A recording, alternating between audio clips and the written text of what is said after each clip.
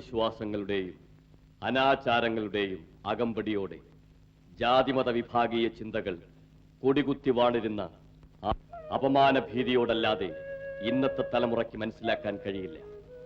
നിത്യവും നിരന്തരവുമായ മാനസിക ശാരീരിക പീഡനങ്ങളാണ് സമൂഹത്തിൽ അവർണരെന്ന് മുദ്രകുത്തപ്പെട്ട ബഹുഭൂരിപക്ഷം ജനത സവർണരായ ന്യൂനപക്ഷത്തിൽ നിന്നും അനുഭവിച്ചുകൊണ്ടിരുന്നത്. അവർണരായ സ്ത്രീകൾക്ക് മാറുമറയ്ക്കാൻ പോലും അവകാശമില്ലായിരുന്നു. തൊട്ടുകൂടാത്തവരും തീണ്ടിക്കൂടാത്തവരും മാത്രമല്ല, ദൃഷ്ടിയിൽപ്പെട്ടാലും ദോഷമുള്ളവർ കൂടി ആ സമൂഹത്തിലെ കണ്ണികളായി ഉണ്ടായിരുന്നു. അവർണ സ്ത്രീയിൽ ജനിച്ച സവർണന്റെ കുട്ടിക്ക് പിതാവിനെ അച്ഛ എന്ന് വിളിക്കുവാൻ പോലും സമൂഹം അനുവദിച്ചിരുന്നില്ല. ആ കാലഘട്ടത്തിലെ കേരള സമൂഹത്തെയാണ് സ്വാമി വിവേകാനന്ദൻ ഭ്രാന്താലയമെന്ന് വിശേഷിപ്പിച്ചത്. തമോജടിലമായ ആ സമൂഹത്തിലാണ് കൊടും തമസിൽ ഉഷസുണർത്തിക്കൊണ്ട് പിൽക്കാലത്ത് നിശബ്ദവും ശക്തവുമായ ഒരു മാനസിക വിപ്ലവത്തിലൂടെ അത്ഭുതകരവും അവിശ്വസനീയവും ദൂരവ്യാപകവുമായ മാറ്റങ്ങൾ സാധ്യമാക്കി തീർത്ത സമാധാനത്തിന്റെയും സമത്വത്തിന്റെയും സ്വാതന്ത്ര്യത്തിന്റെയും പ്രവാചകൻ ഗുരുദേവൻ ഭൂജാതനായത്.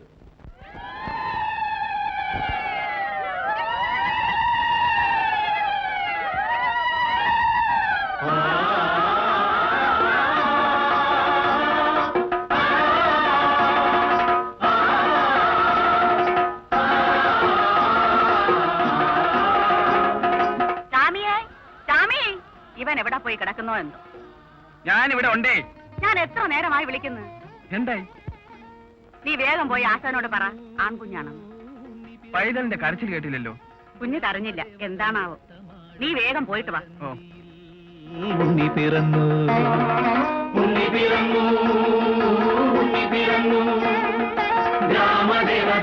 പറഞ്ഞാലെ കൊണ്ട് വിശ്വസിക്കല്ല.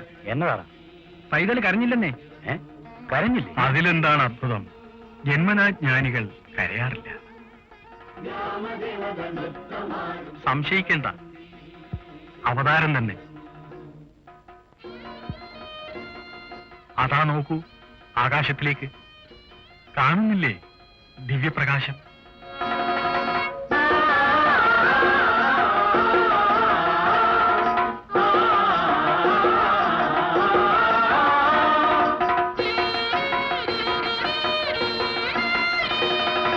കൊച്ചു പൈതലിന് ഒരു നാമം കുറിക്കണ്ടേ അണ്ണ? അളിയന്റെ ആദ്യ സന്തതിയല്ലേ, മനസ്സിൽ എന്തെങ്കിലും പേര് നിരീച്ച് കാണും ഇല്ലേ? ഏയ് ഒന്നുമില്ല, അനന്തരം ഒരു പേര് അമ്മാവന്മാർ അതിനങ്ങ് നിശ്ചയിച്ചാൽ മതി. എന്നാ ഞാനൊന്ന് ധ്യാനിച്ചു നോക്കട്ടെ. ഓം നമോ നാരായണായ നമഃ. നാരായണ ശബ്ദമാണ് മനസ്സിൽ തോന്നിയത്. ജഗൽസ്ഥിതിക്ക് കാരണനായ നാരായണൻ. അതെ, നരസമൂഹത്തിൽ ജീവാത്മസ്വരൂപേണ പ്രവേശിക്കുന്നവനാണല്ലോ നാരായണൻ. ആനന്ദ ചിന്മയഹരേ. ഇനി മറ്റൊന്നും ചിന്തിക്കേണ്ട, മകൻ നാരായണൻ തന്നെ. എല്ലാം കൊണ്ടും ഉചിതമായ പേര് തന്നെ നാരായണൻ.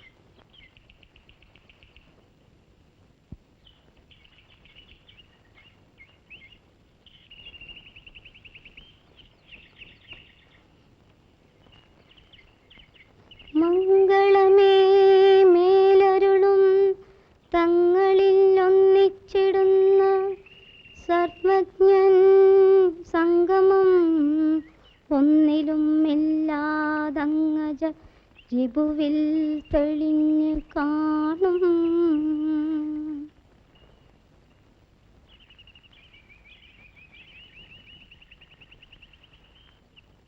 ആണോ? നീ ഈ സ്തോത്രം എവിടെ നിന്ന് പഠിച്ചു? ആരും പഠിപ്പിച്ചതല്ല, പിന്നെ ഞാൻ ഉണ്ടാക്കി ചൊല്ലിയതാ. നീ സ്വയം ചമച്ചോ? കെങ്കേമമായിരിക്കുന്നല്ലോ നാണു. നിനക്ക് സരസ്വതി കടാക്ഷം നല്ലപോലെ സിദ്ധിച്ചിരിക്കുന്നു. വിദ്യ നന്നായി അഭ്യസിക്കണം നാണു.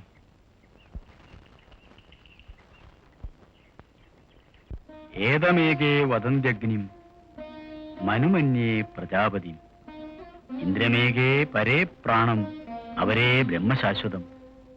ഇനി മൂന്നെന്ന് ചൊല്ലിക്ക്. ഏതമേകേ വദന്ത്യഗ്നിം മനുമന്യേ പ്രജാപതിം ഇന്ദ്രമേകേ പരേ പ്രാണം അവരേ ബ്രഹ്മശാശ്വതം. അച്ഛാ, ജാതി എന്നാൽ എന്താണ്? പലരും പല ജാതിക്കാരാണെന്ന് പറയുന്നു. എല്ലാവരും മനുഷ്യരല്ലേ? എല്ലാവരും മനുഷ്യർ തന്നെ. പക്ഷെ അവരെ അറിയപ്പെടുന്നത് ബ്രാഹ്മണർ, ക്ഷത്രിയർ, നായന്മാർ, ഈഴവർ, പറയർ, പുലയർ എന്നീ പേരുകളിലാണ്. ഇവരിൽ ബ്രാഹ്മണർ, ക്ഷത്രിയർ, നായന്മാർ എന്നിവർ ഉയർന്ന ജാതിക്കാരെന്നും ഈഴവർ, പറയർ, പുലയർ, കുറവർ, വേടർ എന്നിവർ താഴ്ന്ന ജാതിക്കാരെന്നുമാണ് സങ്കല്പം.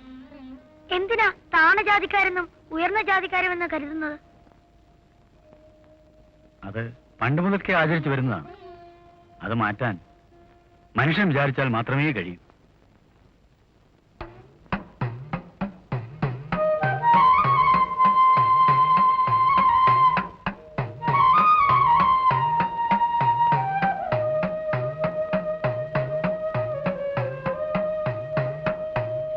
മോന് ആർക്കൊക്കെ വേണ്ടി പ്രാർത്ഥിച്ചു?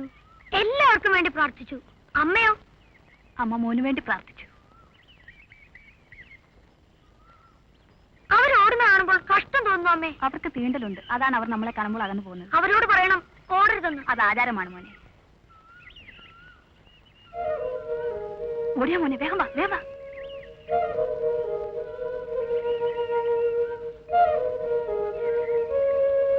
നമ്മൾ തീണ്ടിയാൽ ആ കുടവർ ഒട്ടിപ്പോകും. അങ്ങനെ പറയരുത് മോനെ.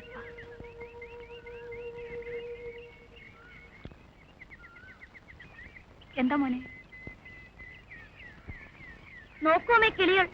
കിളികൾക്കിടയിലും തീണ്ടലുണ്ടോ അമ്മേ?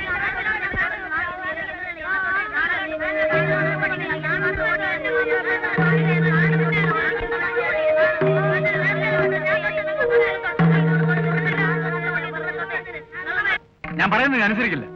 പുലയച്ചാളെ കഴിയപ്പോൾ നിന്നെ ഞാൻ ശാസിച്ചു, എന്നിട്ട് നിർത്തിയില്ല. എന്നിട്ടിപ്പോ പുലയച്ചെറുക്കന്മാരെ കുളിപ്പിച്ചു കൊടുക്കുന്നു.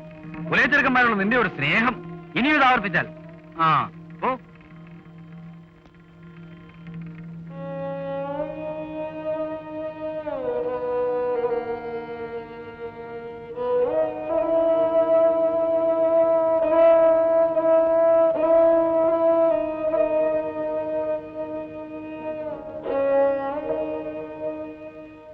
മോൻ താഴ്ന്ന ജാതിക്കാരുമായി കൂട്ടുകൂടരുതെന്ന് അച്ഛൻ എത്ര പ്രാവശ്യം പറഞ്ഞു തന്നു.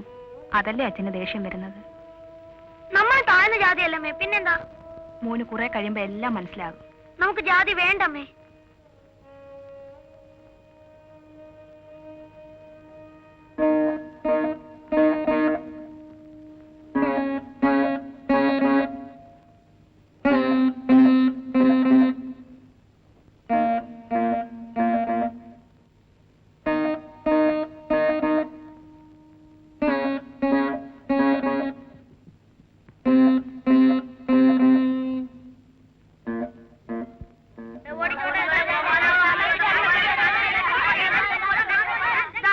നമുക്ക് ഈ പഴം കഴിച്ചിട്ട് കളിക്കാം.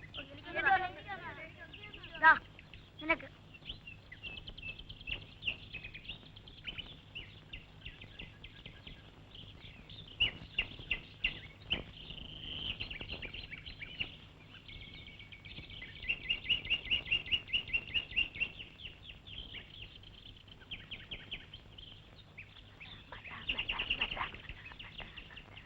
അമ്മമ്മേ, ഞാനൊന്ന് ചോദിക്കട്ടെ? തല്ലിയപ്പെട്ടാൽ മണ്ണല്ല, അമ്മമ്മേ, താണ ജാതിക്കരെ തൊട്ടെന്താ? കണ്ണു പൊട്ടും. എന്റെ കണ്ണു പൊട്ടിയില്ല. ഞാൻ താണ ജാതിക്കരെ തൊട്ടല്ലോ. നീ അങ്ങനെയൊക്കെ നടക്കുന്നവനാണല്ലേ, നീ വല്ല കുരുത്തക്കേടും ചെയ്യും. അമ്മമ്മയുടെ കണ്ണു പൊട്ടുക നോക്കട്ടെ. ഹായ്, താണ ജാതിക്കരെ തൊട്ടേ അമ്മമ്മയുടെ കണ്ണു പൊട്ടുവേ. ഇങ്ങ് വരാന്റെ തരാം. എന്റെ വടി കൊണ്ടല്ല.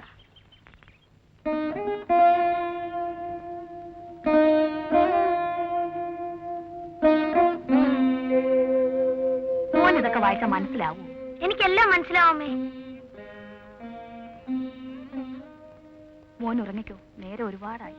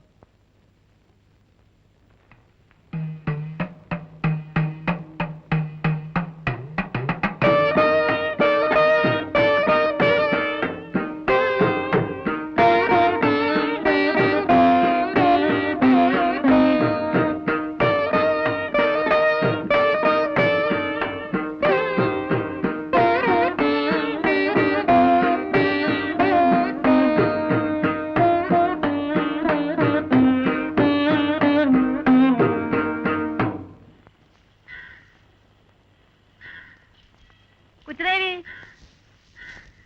എന്താ അമ്മേ? എന്താ നെല്ലുണങ്ങിയത് മതി, നീ ആ വലിയ കൂടെ എടുത്തോണ്ട് വാ. അമ്മേ, അണ്ണം വരുന്നു. നീ എവിടെ ആയിരുന്നടാ മോനെ? എന്താ അമ്മേ? നീ ഇങ്ങനെ ഊണുറക്കമില്ലാതെ എവിടെ അലഞ്ഞു നടക്കുന്നേ? അമ്മേ, അണ്ണൻ കാട്ടുപാറമേൽ എപ്പോഴും തപസ്സിരിക്കുന്ന പോലെ ഒറ്റയ്ക്ക് പോയിരിക്കും.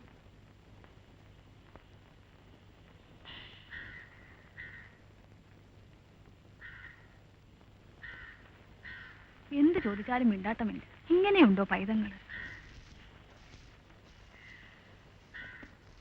ആ, നീ നെല്ലെല്ലാം വാരി എടുക്ക്.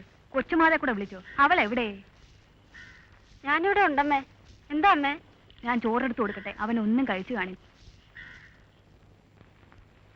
ഇവിടുന്ന് ഇങ്ങനെ ഇരുന്നാ മതിയോ? പിന്നെ എന്തോ വേണമെന്ന്? നിങ്ങളുടെ മകൻ നാണു ഇപ്പൊ നനച്ച നേരത്ത് വരണണ്ട. അവൻ നാടുനിങ്ങളെ അലഞ്ഞു നടക്കുക. എല്ലാരും ഇപ്പൊ എന്താ വിളിക്കുന്നതെന്ന് അറിയുവോ? നാണു ഭക്താന്ന്. പിള്ളേരും നാട്ടുകാരും കളിയാക്കയാ. ഇനി ഭസ്മക്കുറി ഇട്ട് ഭാണ്ഡവം എടുത്താ മതിയെന്ന്. ഇതെന്തൊരു കേളിയാ. ഇവിടുന്നാണെങ്കിൽ ഇതൊന്നും കണ്ടില്ലെന്ന് വിചാരിച്ച് നടക്കുക. ഞാനും ഇതൊക്കെ കാണുന്നുണ്ട് കുട്ടി. നാണു നമ്മുടെ മകനാന്ന് കരുതണ്ട. അവൻ ഇവിടെ എങ്ങും നിൽക്കുകയില്ല. എങ്കിലും അവന് വേണ്ടി ഒരു മുറി കളിയാൽ വൃത്തിയായി സൂക്ഷിക്കണം. അല്ല, അപ്പൊ മകൻ സന്യാസിയായിക്കൊള്ളട്ടെന്നാണോ പറയണത്? അതല്ല, വെറുതെ കാര്യം അവനോട് എന്തെങ്കിലും പറഞ്ഞിട്ട് കാര്യമില്ല. പിന്നെ അവനെ കൊണ്ട് എന്തെങ്കിലും തൊഴിൽ ചെയ്യിപ്പിക്കണം. കൃഷി നല്ലതാണ്. മണ്ണുമായൊരു ബന്ധമുണ്ടായാൽ ജീവിതത്തോടും ബന്ധമുണ്ടാവും.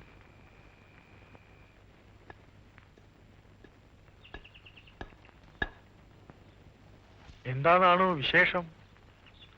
അമ്മാവൻ എന്നെ കാണണമെന്ന് പറഞ്ഞത് എന്താണാവോ? ഓ, നിന്നോട് ചില കാര്യങ്ങൾ ചോദിക്കാനാണ്. നീ ഇങ്ങനെ ഒരു ലക്ഷ്യവുമില്ലാതെ അലഞ്ഞു നടക്കുന്നുകൊണ്ട് നിന്റെ അച്ഛനും അമ്മയ്ക്കും വലിയ മനപ്രയാസമാണ്. എന്താ നിന്റെ ഉദ്ദേശം? എനിക്ക് കൂടുതൽ പഠിക്കണമെന്നാണ് ആഗ്രഹം. പഠിക്കുന്നത് നല്ലതാണ്. നിനക്കതിന് ബുദ്ധിയുമുണ്ട്. പക്ഷെ അതിന് പറ്റിയ ഒരു ആശാൻ വേണ്ടേ?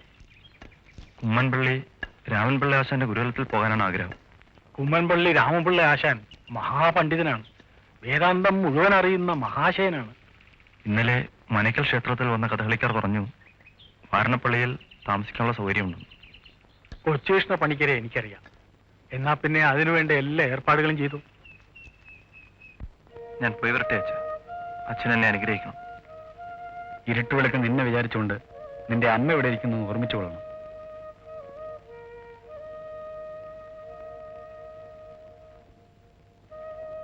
ഞാൻ പോയി വരട്ടെ അമ്മേ. എന്റെ മനക്കൽ ഭഗവതി, എന്റെ കുഞ്ഞിനെ കാത്തോളണേ.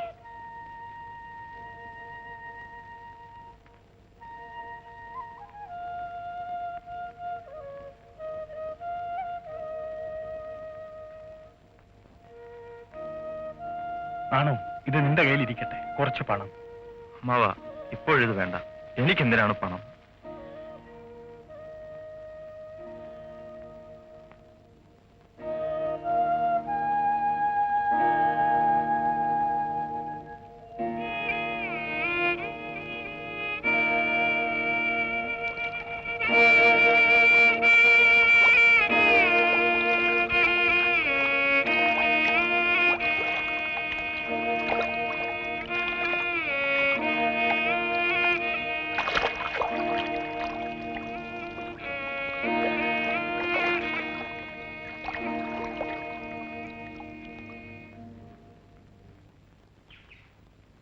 ഉമ്മൻപള്ളി രാമൻപിള്ള ആശാന്റെ വീട് ഏതാ? ദാ അവിടെ. ഓ,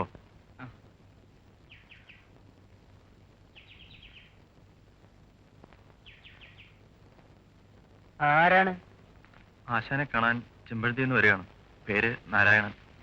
താമസിക്കാൻ വന്നതാണോ? അതെ. ഉച്ചകൃഷ്ണപ്പണിക്കർ ആശാനുണ്ടോ? ആശാൻ പൂമുഖത്ത് കാണും, അവിടേക്ക് വെക്കോളൂ. ശരി.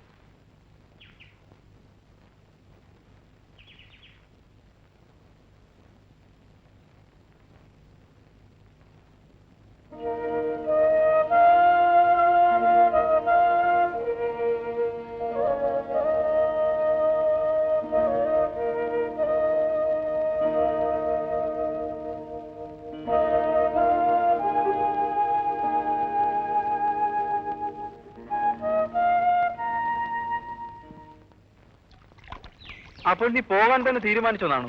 3 വർഷം കഴിഞ്ഞല്ലോ. രാമൻപിള്ള ആശാൻ പലതും പഠിപ്പിച്ചു, വേദാന്ത സത്യങ്ങളും പറഞ്ഞു തന്നു. ഇനി ഞാൻ ഇവിടെ പറയാൻ നേരമായി. നീ എന്തൊക്കെയാണ് പറയുന്നത്? ഈ ഭൂമിയിൽ ഞാൻ എന്തിനു വേണ്ടി ജനിച്ചു? ഇവിടെ എന്റെ കർമ്മം എന്താണ്? എനിക്ക് മനസ്സിലാകുന്നില്ല. ഞാൻ നിനക്ക് മനസ്സിലാവുന്നു പറയാം. ഞാൻ എന്നെ കെട്ടിയിടുന്ന ബന്ധങ്ങളിൽ നിന്ന് വിട്ടുപോകാൻ ആഗ്രഹിക്കുന്നു. സത്യത്തിനു വേണ്ടി, വെളിച്ചത്തിനു വേണ്ടിയുള്ള അന്വേഷണം, അതാണ് ഇനി എന്റെ വഴി. നാണു, ഇനി ഞാൻ നിന്നെ എന്ന് കാണും? അറിയില്ല. നീ ആശാനോട് യാത്ര ചോദിച്ചോ? ചോദിക്കണം.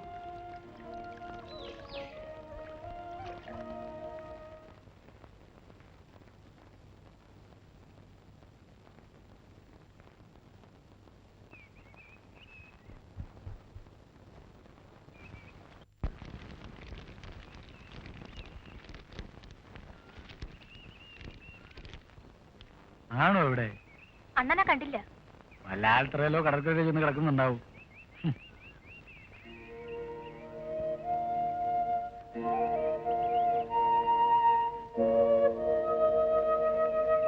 നാണുവിന്റെ കാര്യത്തിൽ എന്തെങ്കിലും നമ്മൾ ഉടനെ ചെയ്യണം. അതിന് 2 വഴികളാണ് എനിക്കിപ്പോൾ തോന്നുന്നത്. ആദ്യം അവനൊരു തൊഴിൽ ഏർപ്പെടുത്തണം, പിന്നെ പതുക്കെ ഒരു കല്യാണം. അപ്പോ തനിയെ ധ്യാനവും ഈ ഭജനയും ഊരു ചുറ്റലും ഒക്കെ കുറയും. അളിയൻ നിശ്ചയിച്ചു. എനിക്ക് യാതൊരു അഭിപ്രായ വ്യത്യാസവുമില്ല. അതിരിക്കട്ടെ, നാണുവിന് എന്ത് തൊഴിലേർപ്പെടുത്തും? അതിന് ഞാൻ വഴി കണ്ടിട്ടുണ്ട്. അവൻ പഠിച്ചവനല്ലേ, പഠിക്കുന്നത് പഠിപ്പിക്കാനാണ്. നാണുവിനത് ഇഷ്ടവുമാണ്. അതിന് പള്ളിക്കൂടം വേണ്ടേ? അതിനും വഴി കണ്ടിട്ടുണ്ട്. ആ കിഴക്കോർത്ത പുരയിടത്തിൽ ഒരു കുടിപ്പള്ളിക്കിടം കിട്ടാം, അവിടെ ഇരുന്ന് പഠിപ്പിക്കട്ടെ. ഏറ്റവും നല്ല അഭിപ്രായം തന്നെ. എന്നാൽ നാണുമായി സംസാരിച്ച് അതങ്ങ് ചെയ്യാം.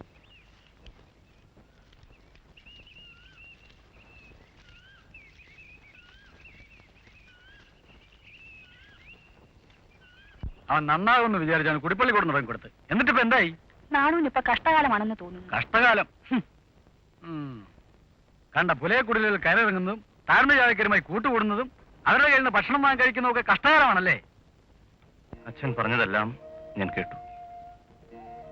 ഞാൻ ഈ ചെയ്യുന്ന കാര്യങ്ങളിൽ എനിക്ക് തെറ്റൊന്നും കാണാൻ കഴിയുന്നില്ല അച്ഛൻ. നിനക്കതിൽ തെറ്റൊന്നും കാണാൻ കഴിയില്ലായിരിക്കും. പക്ഷെ കുടുംബത്തിന് അന്തസ്വാഭിജാത്യം ഒക്കെ ഉണ്ട്. നീ അതിപ്പോൾ കളഞ്ഞു വിളിച്ചുകൊണ്ടിരിക്കുകയാണ്. ഇതൊന്നും പാടില്ലെന്ന് നിന്റെ അമ്മയും അച്ഛനും മുമ്പേ നിന്നോട് പറഞ്ഞിട്ടുള്ളതാണ്. ഇനി ഞങ്ങൾ എന്ത് വേണമെന്ന് നീ തന്നെ അങ്ങ് പറഞ്ഞാൽ മതി. ഞാൻ എന്ത് ചെയ്യും? നിങ്ങൾക്ക് അപമാനമായി തോന്നുന്നത് എനിക്ക് അഭിമാനമായി അനുഭവപ്പെടുന്നു. ഇനിയെങ്കിലും നീ ഇതെല്ലാം ഒന്ന് അവസാനിപ്പിക്കണം. ഈശ്വരന്റെ മുമ്പിൽ എല്ലാവരും സമന്മാരാണെന്ന് ഞാൻ അറിഞ്ഞിരിക്കുന്നു. മനുഷ്യരും അങ്ങനെ ആകാൻ ശ്രമിക്കണം. കൂടുതലൊന്നും പറയാൻ എനിക്കറിഞ്ഞുകൂടാ. അച്ഛനും അമ്മയും എന്നോട് ക്ഷമിക്കണം.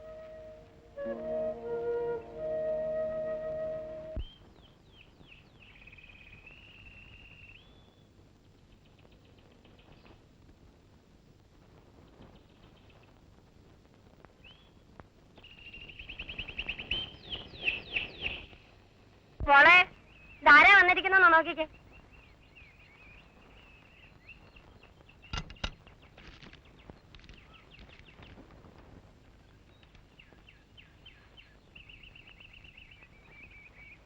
ഇതാരാണെന്നറിയോ? ഇവളെ നാണ് ചെറുപ്പത്തിലെ ഒന്ന് കണ്ടതാ. ഇപ്പൊ ഓർമ്മ കാണില്ല. ആ, ചേട്ടനും ചേട്ടത്തിയും കൂടി ഉന്തിത്തള്ളി വിട്ടതായിരിക്കും. അല്ലെങ്കിൽ നാണു വരൂ. ഇവിടെ അഞ്ചുതങ്ങൾ ഒരു സ്കൂളിൽ ജോലിക്ക് വിളിച്ചു, അതിന് വന്നതാണ്. എന്നാൽ ഇന്നിവിടെ തന്നെ താമസിക്കേ. അല്ല, അഞ്ചുതങ്ങൾ ഒരു ചങ്ങാതിയെ കണ്ടിട്ടാണ് വന്നത്. തിരിച്ചെല്ലാമെന്ന് പറഞ്ഞു. അയാൾ കാത്തിരിക്കും. അപ്പോഴും ഇവിടെ താമസിക്കാലോ. എപ്പോഴാ ജോലിക്ക് പോകേണ്ടത്? നാളെ രാവിലെ. ഞാൻ പോട്ടെ.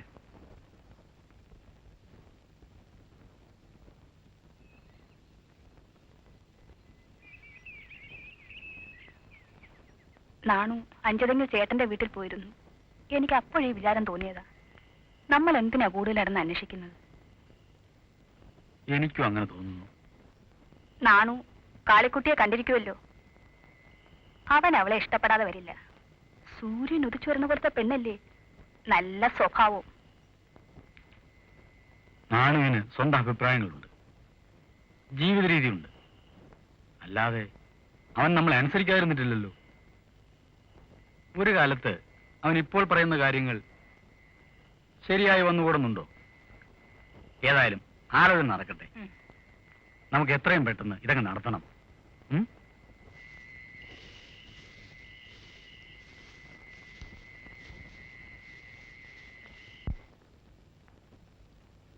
അണ്ണൻ അറിഞ്ഞോ? എന്താ? അച്ഛനും അമ്മയും കൂടെ അണ്ണന്റെ കല്യാണക്കാരി നിശ്ചയിച്ചു. അഞ്ചുതെങ്ങിലെ കാളിച്ചേച്ചിയെ അടുത്ത മാസം ഞങ്ങൾ പോയി പുടവ കൊടുക്കും. അണ്ണൻ എന്താ ഒന്നും മിണ്ടാത്തത്? നീ ഒന്ന് അകത്ത് പോവച്ചു ദേവേ. ഞാൻ ഇനി അണ്ണനോട് ഒന്നും പറയില്ല.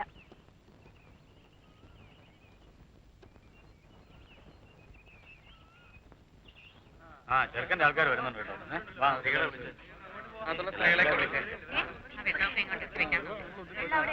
വരണം വരണം വരണം. നമസ്കാരം.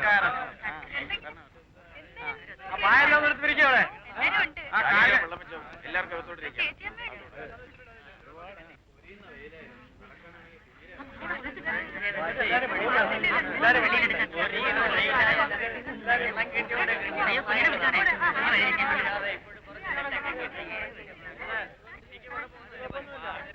ആണു ഇപ്പൊ പള്ളിക്കൂടം നടത്തുന്നില്ലേ? തൽക്കാലം നിർത്തി വെച്ചിരിക്ക. ഇനി തുടങ്ങും. ആ കല്യാണമൊക്കെ അല്ലേ? മുഹൂർത്തം കൊള്ളട്ടെ, സമയമായി. മുഹൂർത്തം കൊള്ളട്ടെ, മുഹൂർത്തം കൊള്ളട്ടെ, മുഹൂർത്തം കൊള്ളട്ടെ. പെണ്ണിന് പുടവ കൊടുക്കട്ടെ, പെണ്ണിന് പുടവ കൊടുക്കട്ടെ, പെണ്ണിന് പുടവ കൊടുക്കട്ടെ, പെണ്ണിന് പുടവ കൊടുക്കുന്നു.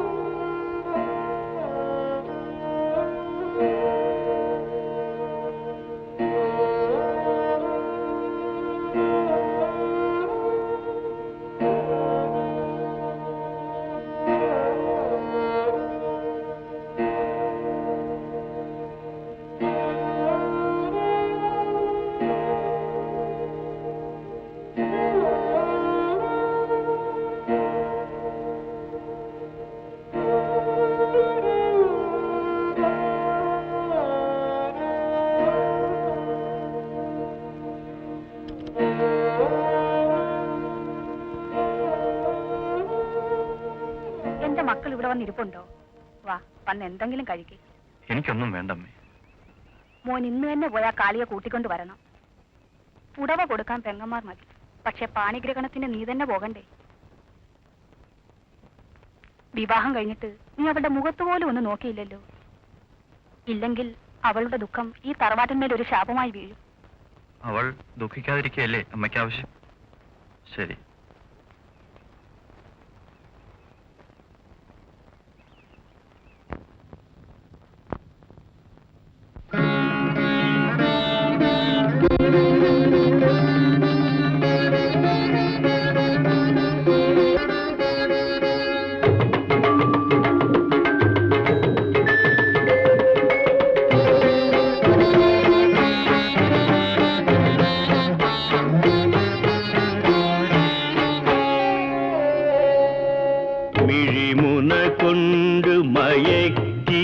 നാവിയാകും കുഴിയിലുരുട്ടി മരിപ്പതിനുറുങ്ങി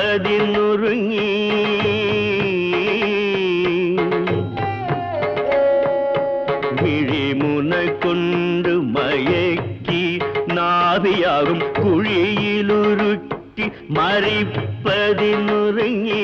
കിഴിയുമെടുത്ത് വരുന്ന മംഗമാർദ്ദൻ വഴികളിലിട്ട് വലയ്ക്കൊല മഹേശ മഹേശ.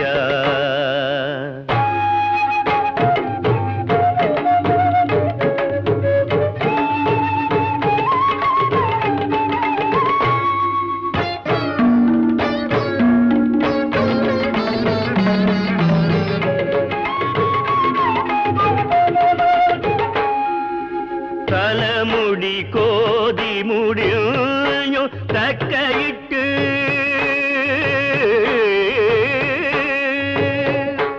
തലമുടി കോതി മുടിഞ്ഞു തക്കയിട്ട കൊലമതയാന കുലുങ്ങി വന്ന് കൊമ്പും തലയുമുയർത്തി വിയത്തിൽ നോക്കി നിൽക്കും മുലകളുമെന്ന് വലയ്ക്കൊല മഹേശ മഹേശ.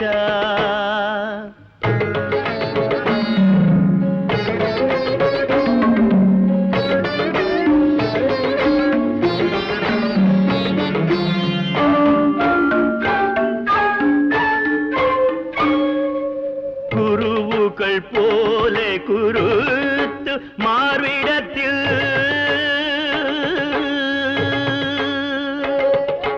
കുരുവുകൾ പോലെ കുരുത്ത് മാർവിടത്തിൽ കരളു പരിപ്പതിനങ്ങ് കച്ച കട്ടി തരാമതു നോക്കി വരുന്ന തീവിനയ്ക്കുന്നൊരു കുരി പോലും അയക്കൊല മഹേശ മഹേശ മഹേശ മഹേശ മഹേശ മഹേശ മഹേശ മഹേശ മഹേശ മഹേശ.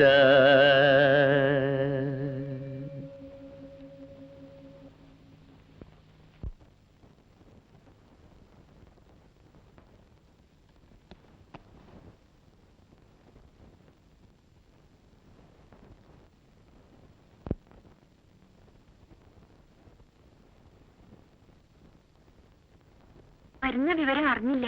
ഇവിടെ ആരുമില്ല. കാളിയോട് ഞാൻ യാത്ര പറയാൻ വന്നതാണ്. എങ്ങോട്ട് പോകുന്നു? പോകുന്നു. നാട്ടുകടപ്പനുസരിച്ച് ഞാൻ കാളിയെ വിവാഹം ചെയ്തു. കല്യാണം എനിക്ക് വിധിക്കപ്പെട്ടതല്ലെന്ന് അപ്പോഴേ അറിയാമായിരുന്നു. എങ്കിലും എല്ലാവരുടെയും ആഗ്രഹത്തിന് വിലങ്ങായി നിന്നില്ല. കാളി എന്റെ അച്ഛന്റെ അനന്തരമുള്ള മകളല്ലേ, അപ്പോൾ എന്റെ സഹോദരി. ഇവിടെ നിന്ന് ഒറ്റയ്ക്ക് വിട്ടേച്ച് പോകാനാണോ ഭാവം? നിന്റെ ദുഃഖം ഞാൻ മനസ്സിലാക്കുന്നു. നമ്മുടെ രണ്ടുപേരുടെയും ജന്മോദ്ദേശം രണ്ടാണ്. എനിക്കൊന്നും മനസ്സിലാവുന്നില്ല. അതും എനിക്കറിയാം. ദുഃഖിക്കരുത്. അർത്ഥമില്ലാത്ത വെറും ചടങ്ങല്ലേ നടന്നുള്ളൂ. അത് സ്വപ്നം പോലെ നനച്ചാൽ മതി. അപ്പോൾ തെറ്റിദ്ധാരണ മാറും. ദുഃഖത്തിനുള്ള കാരണം ഇല്ലാതാകും.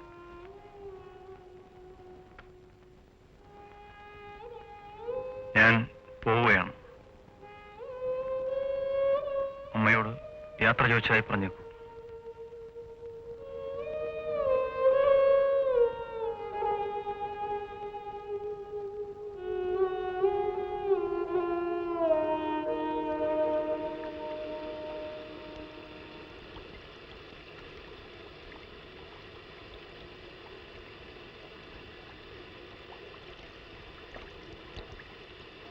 പിടിച്ചോളൂ.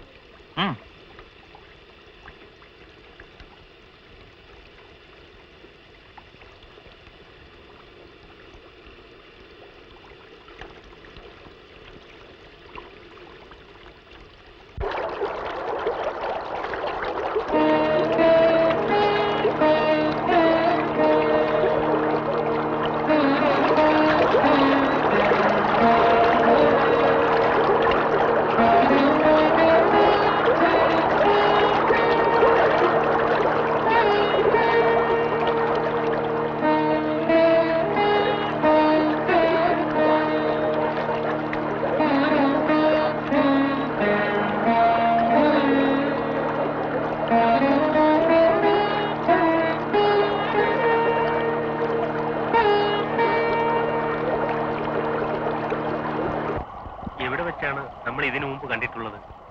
ആദ്യമായാണ് കാണുന്നതെങ്കിലും വളരെ കാലത്തെ സുദൃഢമായ സുഹൃത്ത് ബന്ധത്തിന്റെ തുടർച്ച പോലെയുള്ള ഒരു അനുഭൂതി. എനിക്കും അങ്ങനെ തോന്നുന്നു. അങ്ങ് ആരാണ്? എന്റെ പേര് നാരായണൻ. എന്റെ ശരിയായ പേര് കുഞ്ഞമ്പിള്ള എന്നാണ്. ഇപ്പോൾ ചട്ടമ്പി സ്വാമി എന്നറിയപ്പെടുന്നു. മാർഗം തിരഞ്ഞെടുക്കാൻ പോലും കഴിഞ്ഞില്ല. എന്റെ കാര്യമാണ് പറഞ്ഞത്. എന്റെ സ്ഥിതിയും അത് തന്നെ. സ്ഥിരത കൈവരിക്കാൻ കഴിഞ്ഞാൽ ഏറെക്കുറെയായി. യോഗവിദ്യയിലൂടെ സത്വശുദ്ധി ഉണ്ടാക്കാം. ജ്ഞാനം മനസ്സിലുദിക്കുന്നതിന് സത്വശുദ്ധി ഉണ്ടാവണമല്ലോ. പക്ഷേ വ്യക്തമാക്കരുത്. അങ്ങേക്കറിയാവുന്നത് തന്നെ. ജ്ഞാനാധികാരിയല്ലാത്തവൻ ചെയ്യുന്ന കർമ്മങ്ങൾ സത്വശുദ്ധിക്ക് ഉപകരിക്കുമോ? ശ്രീശങ്കരനെ ആയിരിക്കും സൂചിപ്പിക്കുന്നത്. ബ്രഹ്മജ്ഞാനത്തിന് ജന്മബ്രാഹ്മണൻ മാത്രമാണ് അധികാരിയെന്ന് ശങ്കരൻ പ്രസ്ഥാനത്രയഭാഷ്യത്തിൽ വ്യക്തമാക്കിയിട്ടുണ്ടല്ലോ. അപ്പോൾ ശങ്കരനെ അംഗീകരിക്കുന്നില്ലേ? തത്വചിന്തയിൽ ശ്രീശങ്കരനെ പിന്തുടരാമെന്ന് തോന്നുന്നു.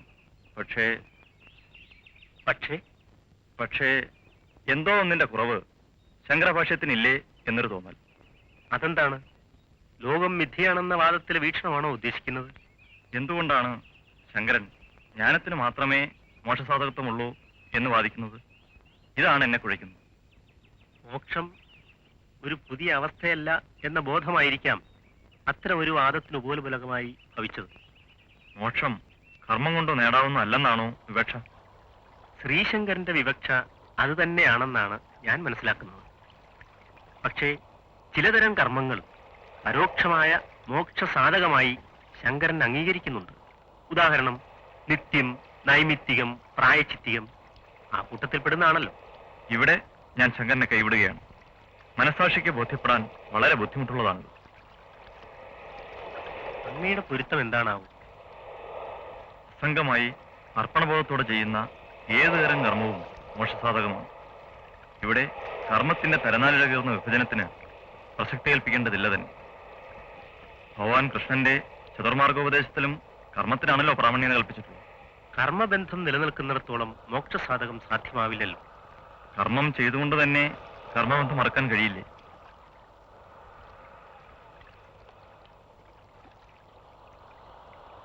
ഭേദബോധം സുദൃഢമായി പ്രതിഷ്ഠിക്കപ്പെടാത്ത മനസ്സ് ചഞ്ചലമായിരിക്കും. ഭേദചിന്ത യാഥാർത്ഥ്യമല്ലേ? പഞ്ചഭൂത പഞ്ചരത്തിൽ ആത്മാവ് ബന്ധനസ്ഥമായിരിക്കുവോളം കാലം ഈ വസ്തുത യാഥാർത്ഥ്യമായി തന്നെ കണ്ടെങ്കിലെയോ? ഭേദചിന്ത സാക്ഷാത്കരണത്തിന് തടസ്സമായിരിക്കുമെന്നാണ് എന്റെ പക്ഷം. ഭൗതികാവസ്ഥ തുടരുന്നിടത്തോളം ഭേദചിന്ത യാഥാർത്ഥ്യം തന്നെ. ഉള്ളതിനെ കണ്ടില്ലെന്നടിച്ചിട്ട് കാര്യമില്ല. എന്നാൽ പോലും അഭേദബോധം മനസ്സിൽ രൂഢമൂലമാക്കാൻ കഴിയണമല്ലോ. ഇതെങ്ങനെ സാധിക്കാമെന്നാണ് അങ്ങയുടെ പക്ഷം? ഏത് വിധേനയെങ്കിലും സാധിക്കണമല്ലോ. അല്ലെങ്കിൽ മോക്ഷപ്രാപ്തിയിലും സംതൃപ്തി ഉണ്ടാകുമോ? ചാരിതാർത്ഥ്യജനകമല്ലാത്ത സാക്ഷാത്കാരാവസ്ഥ കാമനീയമല്ലെന്നാണ് എന്റെ തോന്നൽ. ബുദ്ധഭഗവാൻ ഇത്തരത്തിൽ ചിന്തിച്ചിട്ടുമുണ്ട്. പക്ഷേ അത്യന്തം ക്ലിഷ്ടജടിലമാണ് ആ മാർഗം.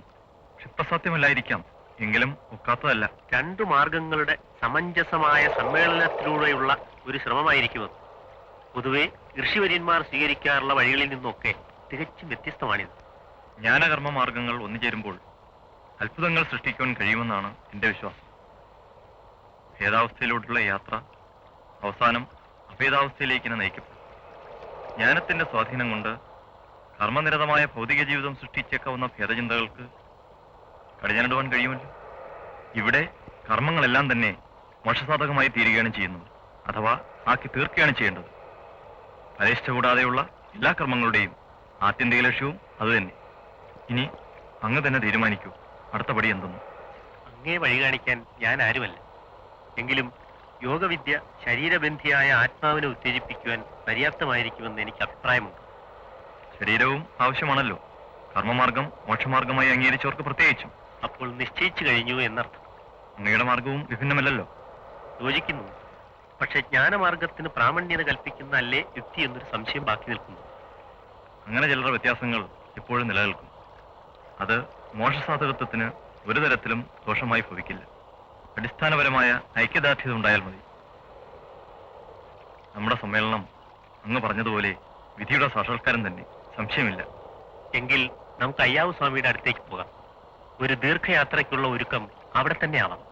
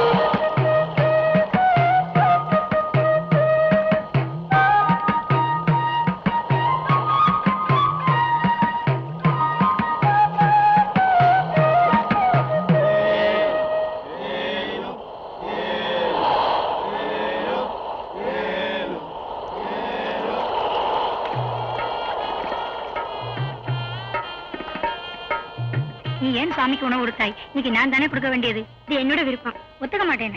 அமைதியா இருங்க. உங்க எல்லோருடைய உணவும் எனக்கு ஒண்ணுதான். ஏன் பசி அடங்கணும்? அதுதானே உங்கள் விருப்பம்.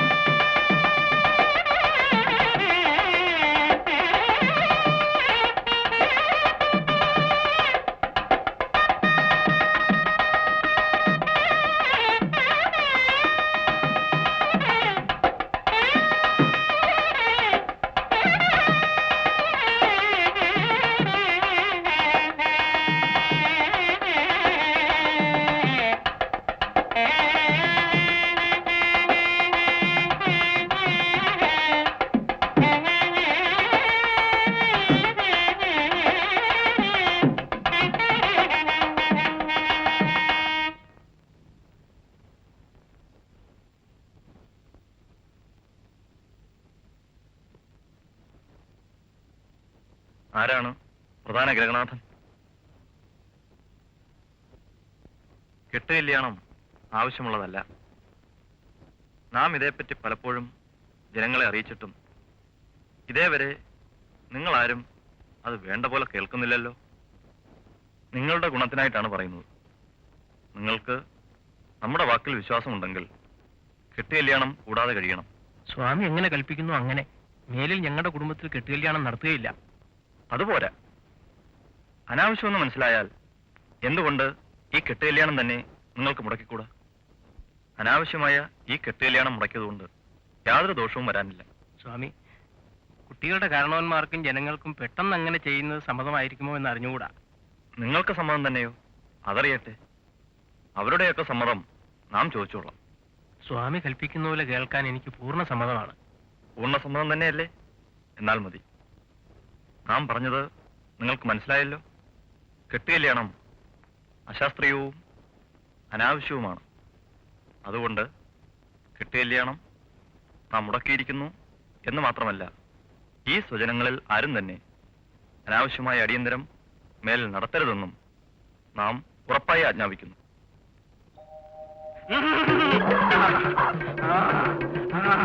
ഞാൻ ആരാണെന്നറിയാമോ? അറിയില്ല.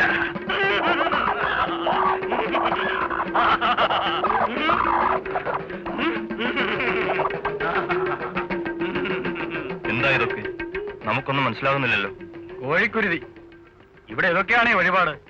ആണ്ടുതോറും നടക്കാറുണ്ട്.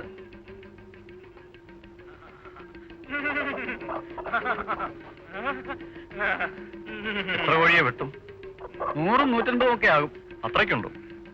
എന്നിട്ട് ഈ കോഴിയൊക്കെ എന്ത് ചെയ്യും? ആളുകൾ വിലയ്ക്ക് വാങ്ങി പാകം ചെയ്ത് തിന്നും. ഭഗവതി എത്ര എണ്ണം ആവശ്യപ്പെടാറുണ്ട്? ഭഗവതിക്കല്ലേ കോഴി വെട്ടുന്നത്? അതെ, പക്ഷേ തിന്നുന്നത് മറ്റുള്ളവരും അല്ലേ? അതൊക്കെ വിശ്വാസം. വിശ്വാസം, അന്ധവിശ്വാസം. ഭഗവതിക്ക് കോഴി ആവശ്യമില്ല. ദൈവത്തിന്റെ പേരിൽ മനുഷ്യൻ കൊല്ലുന്നു, തിന്നുന്നു. പണ്ട് കാലത്ത് ചേരുന്നുകൊണ്ട് ഇപ്പോഴും ചെയ്യുന്നു അല്ലേ? അതെ സ്വാമി. നിങ്ങൾ ഈ ഹിംസ നിർത്തണം. ജീവികളുടെ ചോര കൊണ്ട് ഒരു സ്ഥലവും അശുദ്ധമാക്കരുത്. പരമ്പരയെ നടത്തുന്നതാണ്. അങ്ങനെ നിർത്താൻ പറ്റില്ല. അത് നിർത്താൻ പാടില്ലെന്ന് പറഞ്ഞത് നിങ്ങൾ തന്നെയല്ലേ? നിർത്തണമെന്ന് തീരുമാനിക്കാനും നിങ്ങൾക്ക് കഴിയും. അതാണ് നാം ആവശ്യപ്പെടുന്നത്. സ്വാമി പറഞ്ഞത് ശരിയാണ്. ഞങ്ങൾക്കിത് നിർത്താൻ സമ്മതമാണ്. മനസ്സിനെ നോവിപ്പിക്കാതെ തന്നെ കാര്യം പറഞ്ഞ് മനസ്സിലാക്കി ഇത് നിർത്തണം. പണ്ട് മനുഷ്യനെ ഇതുപോലെ ബലി കൊടുത്തിരുന്നു. അത് ശരിയാണെന്ന് ഇപ്പോൾ നിങ്ങൾക്ക് തോന്നുന്നുണ്ടോ? ഇല്ല സ്വാമി. എന്താണിതൊക്കെ? നമുക്ക് മനസ്സിലാകുന്നില്ലല്ലോ. ഞങ്ങളുടെ ആരാധനാമൂർത്തികളാണേ. ആരൊക്കെയാണിവർ? ഇത് മാടൻ, ചുടലമാടൻ, വങ്കരമാടൻ, ഭൂതത്താൻ. നാം പറയുന്നത് നിങ്ങൾ അനുസരിക്കുമല്ലോ. അവിടെ നിന്ന് കൽപ്പിക്കും പോലെ. എങ്കിൽ നാം പറയുന്നു, ഈ ദുർദേവതകളെ ആരാധിക്കരുത്. ഇത് നിർത്തണം. എന്താ, നിങ്ങൾക്ക് ഭയമാണോ? എങ്കിൽ നാം തന്നെ ആ കൃത്യം നിർവഹിച്ചേക്കാം.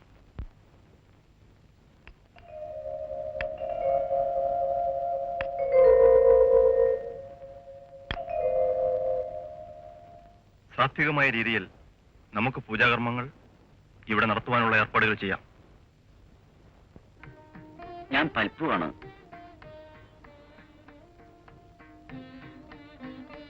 ഡോക്ടർ പരീക്ഷ പാസ്സായി. തിരുവനന്തപുരത്താണ് വീട്. കൂടുതൽ പറയണ്ട, എല്ലാം അറിയുന്നുണ്ട്. പൽപ്പുവിന്റെ പ്രവർത്തനങ്ങൾ നാം സസത്വം മനസ്സിലാക്കിക്കൊണ്ടിരിക്കുകയാണ്. ഈഴവനായതുകൊണ്ട് തിരുവിതാംകൂറിൽ ജോലി കിട്ടിയില്ല. കേരള ജീവിതത്തിൽ ഒരു ശുദ്ധീകരണം അനിവാര്യമാണ്. അതിന് വിപുലമായ സംഘടന ഉണ്ടാവണം. ഞാനതിന് ശ്രമിച്ചു, വിജയിച്ചില്ല. ഈ അരുവിപ്പുറത്ത് അതിന് വെളിച്ചവും ശക്തിയും ഉണ്ടാവുമെന്ന് ഞാൻ അറിഞ്ഞു. ഗുരുദേവന്റെ ആജ്ഞാനുസരണം കർമ്മപരിപാടികൾ മുന്നോട്ട് കൊണ്ടുപോകണം. ഇതാണ് എന്റെ ആഗ്രഹം. മർദ്ദിതരും നിന്ദിതരുമായ ഈഴവ മഹാജനം സ്വാമിയുടെ കൂടെയുണ്ട്. നമുക്ക് കൂടുതൽ ആലോചിക്കാനില്ല. പൽപ്പുവിന്റെ ആഗ്രഹത്തിന് ഇവിടെ നമുക്ക് രൂപം നൽകാം.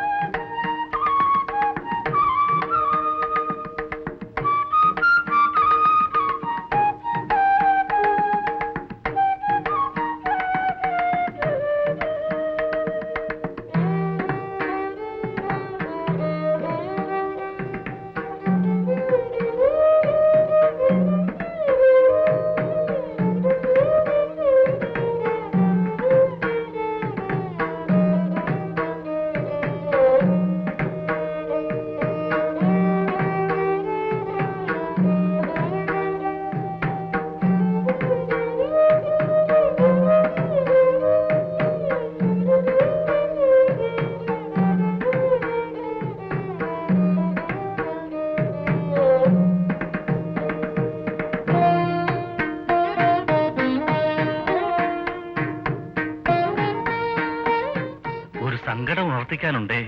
നമ്മോടോ? എന്താണ്? അടിയന്റെ വീട്ടിൽ കുട്ടിച്ചാത്തന്റെ ഉപദ്രവം കൊണ്ട് ഇരിക്കെ പൊറുതിയില്ല സ്വാമി. പല കർമ്മങ്ങളും ചെയ്തു നോക്കി, ഒരു രക്ഷയും കിട്ടിയില്ല. കുട്ടിച്ചാത്തനെ കണ്ടോ? കണ്ടു. പലപ്പോഴും ഉപദ്രവമാണ്, നിർത്താതെ കല്ലെറിഞ്ഞുകൊണ്ടിരിക്കും. കുട്ടിച്ചാത്തൻ നാം പറഞ്ഞാൽ കേൾക്കും. ഉവ്വ സ്വാമി, സ്വാമി പറഞ്ഞ അനുസരിക്കും. എന്നാൽ നാം കുട്ടിച്ചാത്തന് ഒരു കത്ത് തരാം.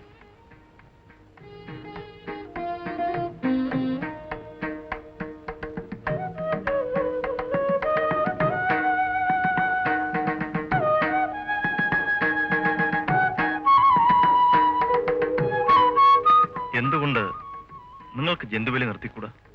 ജന്തുബലി നിർത്താൻ ഞങ്ങൾക്ക് വിരോധമുണ്ടായിട്ടല്ല സ്വാമി. പിന്നെ ആർക്കാണ് വിരോധം? ക്ഷേത്രഭാരവാഹികൾക്ക് ഏറെ വിഷമമുണ്ട്. ക്ഷേത്രത്തിന്റെ ഭാരം വഹിക്കുന്നത് തൂണുകളല്ലേ, അവ വിരോധിച്ചുകൊള്ളട്ടെ. നിങ്ങൾ ബലിക്കായി ആടിനെയും കോഴികളെയും കൊടുക്കാതിരുന്നാൽ മതി. പിന്നെങ്ങനെ ജന്തുഹിംസ നടക്കും? ജന്തുബലിക്ക് പകരം എന്ത് പൂജകളാണ് തൃപ്പാദങ്ങൾ കൽപ്പിക്കുന്നത്? ഉത്തമ പൂജയ്ക്ക് കുമ്പളങ്ങ മുറിച്ചാലും മതി എന്ന വിധിയുണ്ടല്ലോ. ബലി കൊടുക്കുന്ന വ്യക്തിയുടെ പുത്രന്റെ കഴുത്തറുത്ത് ബലി കൊടുത്താൽ എന്താണ്? അങ്ങനെ നടത്താൻ ഒരുങ്ങിയതായി ബൈബിളിൽ ഒരു കഥയില്ലേ? കുമ്പളങ്ങയോ ആടോ കോഴിയോ യാതൊന്നിനെയും ബലി നൽകേണ്ടതില്ലെന്നാണ് നമ്മുടെ പക്ഷം. ആരാധകന്റെ ഭക്തിനിർഭരമായ മനസ്സുകൊണ്ടുള്ള പൂജ മാത്രം മതി, ബലിയേ വേണ്ട. അവിടുത്തെ അഭിപ്രായം അനുസരിച്ച് പ്രവർത്തിച്ചു കൊള്ളാം. എന്താ പേര്? കൃഷ്ണൻ. കച്ചവടം മോശമാണല്ലേ? അതെ സ്വാമി, അത് പറയാനാണ് ഞാൻ വന്നത്. ഇതാ, ഇത് കയ്യിലിരിക്കട്ടെ. കച്ചവടമൊക്കെ അഭിവൃദ്ധിപ്പെടും.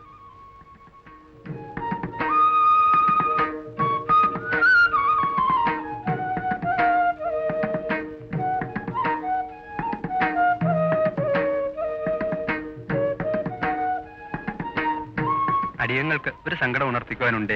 എന്താ? ഉയർന്ന ജാതിക്കാരുടെ ഉപദ്രവം തീരെ സഹിക്കാൻ മേല. ഉപദ്രവിക്കുന്നു? അതേ സ്വാമി, കുളത്തിൽ കുളിച്ചതിന് അടിയങ്ങളെ തല്ലി ദേഹോദ്രവം ഏൽപ്പിക്കുന്നു.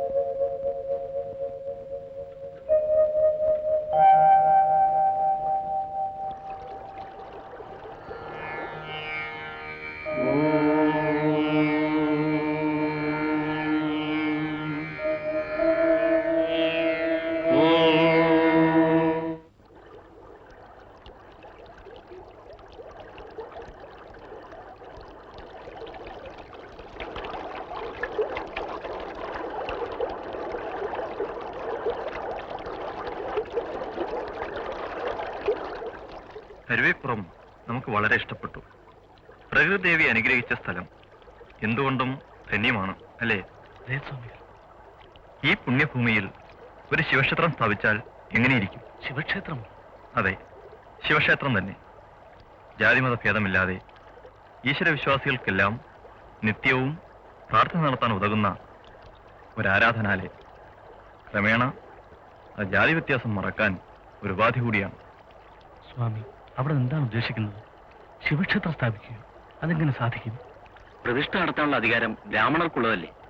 അന്യജാതിയിൽപ്പെട്ട ആരും തന്നെ ഇതുവരെ പ്രതിഷ്ഠ നടത്തിയിട്ടുമില്ല, അമ്പലത്തിൽ പ്രവേശിച്ചിട്ടുമില്ല. അപ്പോൾ നമുക്കും വേണമല്ലോ ഒരു ശിവൻ. ഈ ശിവരാത്രി നാളിൽ തന്നെ നമുക്ക് ആ കർമ്മം നടത്താം.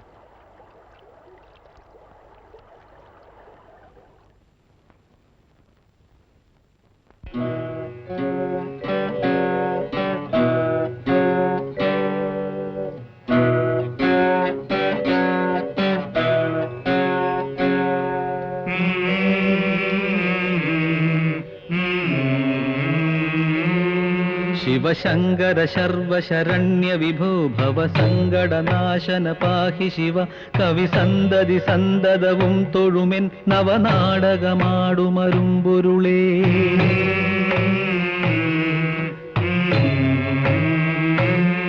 ശിവശങ്കര ശർവശരണ്യ വിഭോ ഭവ സങ്കടനാശന പാഹി ശിവ കവി സന്തതി സന്തതവും തൊഴുമെൻ നവനാടകമാടുമരുമ്പൊരുളേ.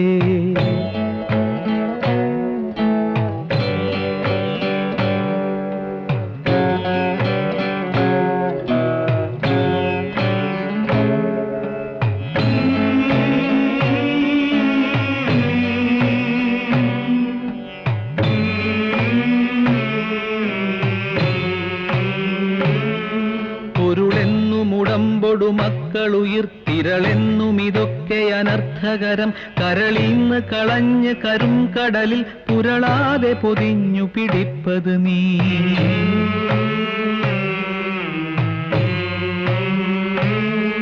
പൊരുളെന്നുമുടമ്പൊടു മക്കളുയിർത്തിരളെന്നും ഇതൊക്കെ അനർത്ഥകരം കരളീന്ന് കളഞ്ഞു കരും കടലിൽ പുരളാതെ പൊതിഞ്ഞു പിടിപ്പത് നീ.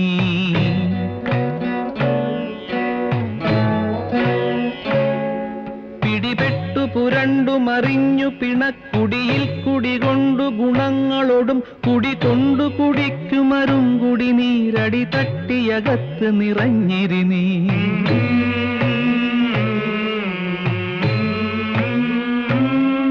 പിടിപെട്ടു പുരണ്ടു മറിഞ്ഞു പിണക്കുടിയിൽ കുടികൊണ്ടു ഗുണങ്ങളോടും കുടികൊണ്ടു കുടിക്കുമരും കുടി നീരടി തട്ടിയകത്ത് നിറഞ്ഞിരി നീ.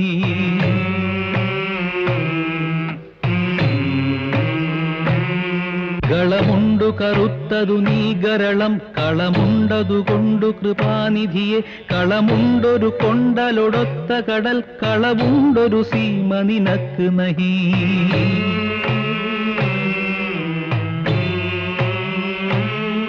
കളമുണ്ടു കറുത്തതു നീ ഗരളം കളമുണ്ടതു കൊണ്ടു കൃപാനിധിയെ കളമുണ്ടൊരു കൊണ്ടലൊടൊത്ത കടൽ കളവുണ്ടൊരു സീമ നിനക്ക് നഹി.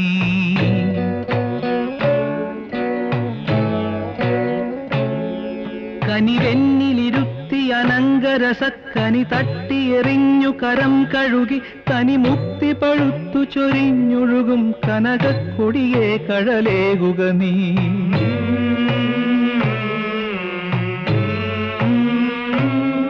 കനിവെന്നിലിരുത്തി അനങ്കരസക്കനി തട്ടിയെറിഞ്ഞു കരം കഴുകി തനി മുക്തി പഴുത്തു ചൊരിഞ്ഞൊഴുകും കനകക്കൊടിയെ കഴലേകുക നീ.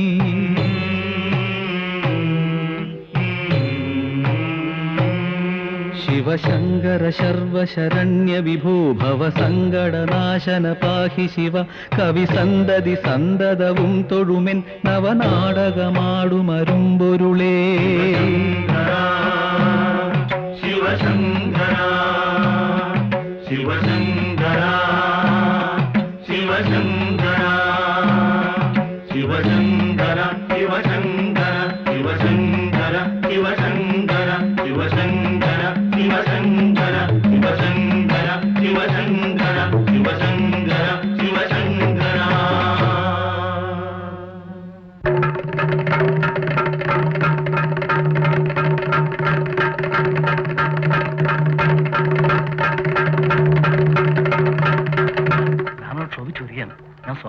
അറിയിക്കട്ടെ.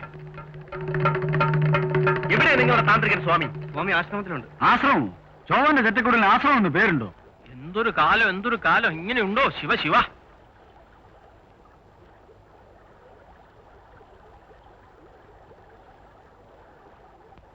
നിങ്ങൾ എന്താണ് ഈ ചെയ്തിരിക്കുന്നത്? ചണ്ടാളനായ ഈഴവൻ ശിവലിംഗം പ്രതിഷ്ഠിക്കുകയോ? ശിവ ശിവ! നിങ്ങൾ അധർമ്മിയാണ്. പ്രായച്ചിത്തമില്ലാത്ത മഹാഭാവമാണ് നിങ്ങൾ ചെയ്തിരിക്കുന്നത്. ഹൈന്ദവ ആചാരപ്രകാരം ഗളച്ഛേദം ചെയ്യേണ്ട കുറ്റമാണ് നിങ്ങൾക്ക് അറിയില്ലേ? പണ്ട് കാലമായിരുന്നെങ്കിൽ നിങ്ങളുടെ ഉടലിൽ ശിരസ് കാണില്ലായിരുന്നു. മിണ്ടാട്ടമില്ലല്ലോ. കൊള്ളം കൊള്ളം, പഠിച്ച കള്ളൻ. എന്തായാലും പ്രതിഷ്ഠ വെച്ചവൻ തന്നെ എടുത്ത് മാറ്റട്ടെ. മറ്റെന്താണ് വഴി? വരൂ, നമുക്കെടുത്ത് മാറ്റാം. ഈഴവൻ തൊട്ടതിന്റെ ബ്രാഹ്മണർ എടുത്തു മാറ്റുന്നത് നിഷിദ്ധമാണെന്ന് നിങ്ങൾക്കറിയില്ലേ മനുഷ്യ? ഇയാളെ എങ്ങനെ മനുഷ്യനെന്ന് വിളിക്കും? പിശാചിന്റെ പ്രവൃത്തിയില്ലേ ചെയ്തിരിക്കുന്നത്? ശിവ ശിവ! നിങ്ങളെ ഇത്രയധികം വികാരാധീനരാക്കുവാൻ തക്കവണ്ണം ഇവിടെ എന്താണ് സംഭവിച്ചത്? എന്ത് സംഭവിച്ചു? ഇനി എന്താണ് സംഭവിക്കാനുള്ളത്? നിങ്ങൾ ധിക്കാരം പ്രവർത്തിച്ചു കഴിഞ്ഞു. ബ്രാഹ്മണരുടെ മുഖത്ത് നോക്കി ധിക്കാരം പറയാൻ തുടങ്ങിയോ? നിങ്ങളാരും ഇങ്ങനെ ശോഭിക്കേണ്ടതില്ല. നാം ഇവിടെ പ്രതിഷ്ഠിച്ചത് നമ്മുടെ ശിവനെയാണ്, നിങ്ങളുടെ ശിവനെയല്ല. ശിവനുണ്ടോ? ഞങ്ങൾ ശിവലിംഗ പ്രതിഷ്ഠ ചെയ്തുകൊണ്ട് ദൈവം കോപിക്കില്ല. ദൈവത്തിന്റെ മുമ്പിൽ എല്ലാവരും സമന്മാരാണെന്ന തത്വം പ്രാവർത്തികമാക്കുക മാത്രമാണ് ഈ പ്രതിഷ്ഠയുടെ ലക്ഷ്യം. ജാതിമതഭേദ ചിന്തകൾക്ക് അതീതമായി മനുഷ്യരെല്ലാം ഒരേ ദൈവത്തിന്റെ സന്തതികളാണെന്ന വിശ്വാസം അരക്കെട്ടുറപ്പിക്കാൻ ഉതകുന്ന ഒരു മഹാപ്രസ്ഥാനമായി ഈ കൊച്ചാശ്രമം വളരട്ടെ. ഉണർന്നു പിറന്നവർക്കെല്ലാം ഇവിടെ ഈശ്വരാരാധനയിൽ ഏർപ്പെടാം. അവരുടെ ഒരു ശിവൻ. ശിവ ശിവ! എന്താ, നമ്മെ കാണാൻ വന്നതാണോ?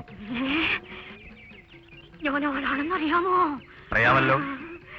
അവളെവിടോ വിട്ടാ ഓടികളെ. അവൾ ഓടുമെങ്കിൽ കാണട്ടെ.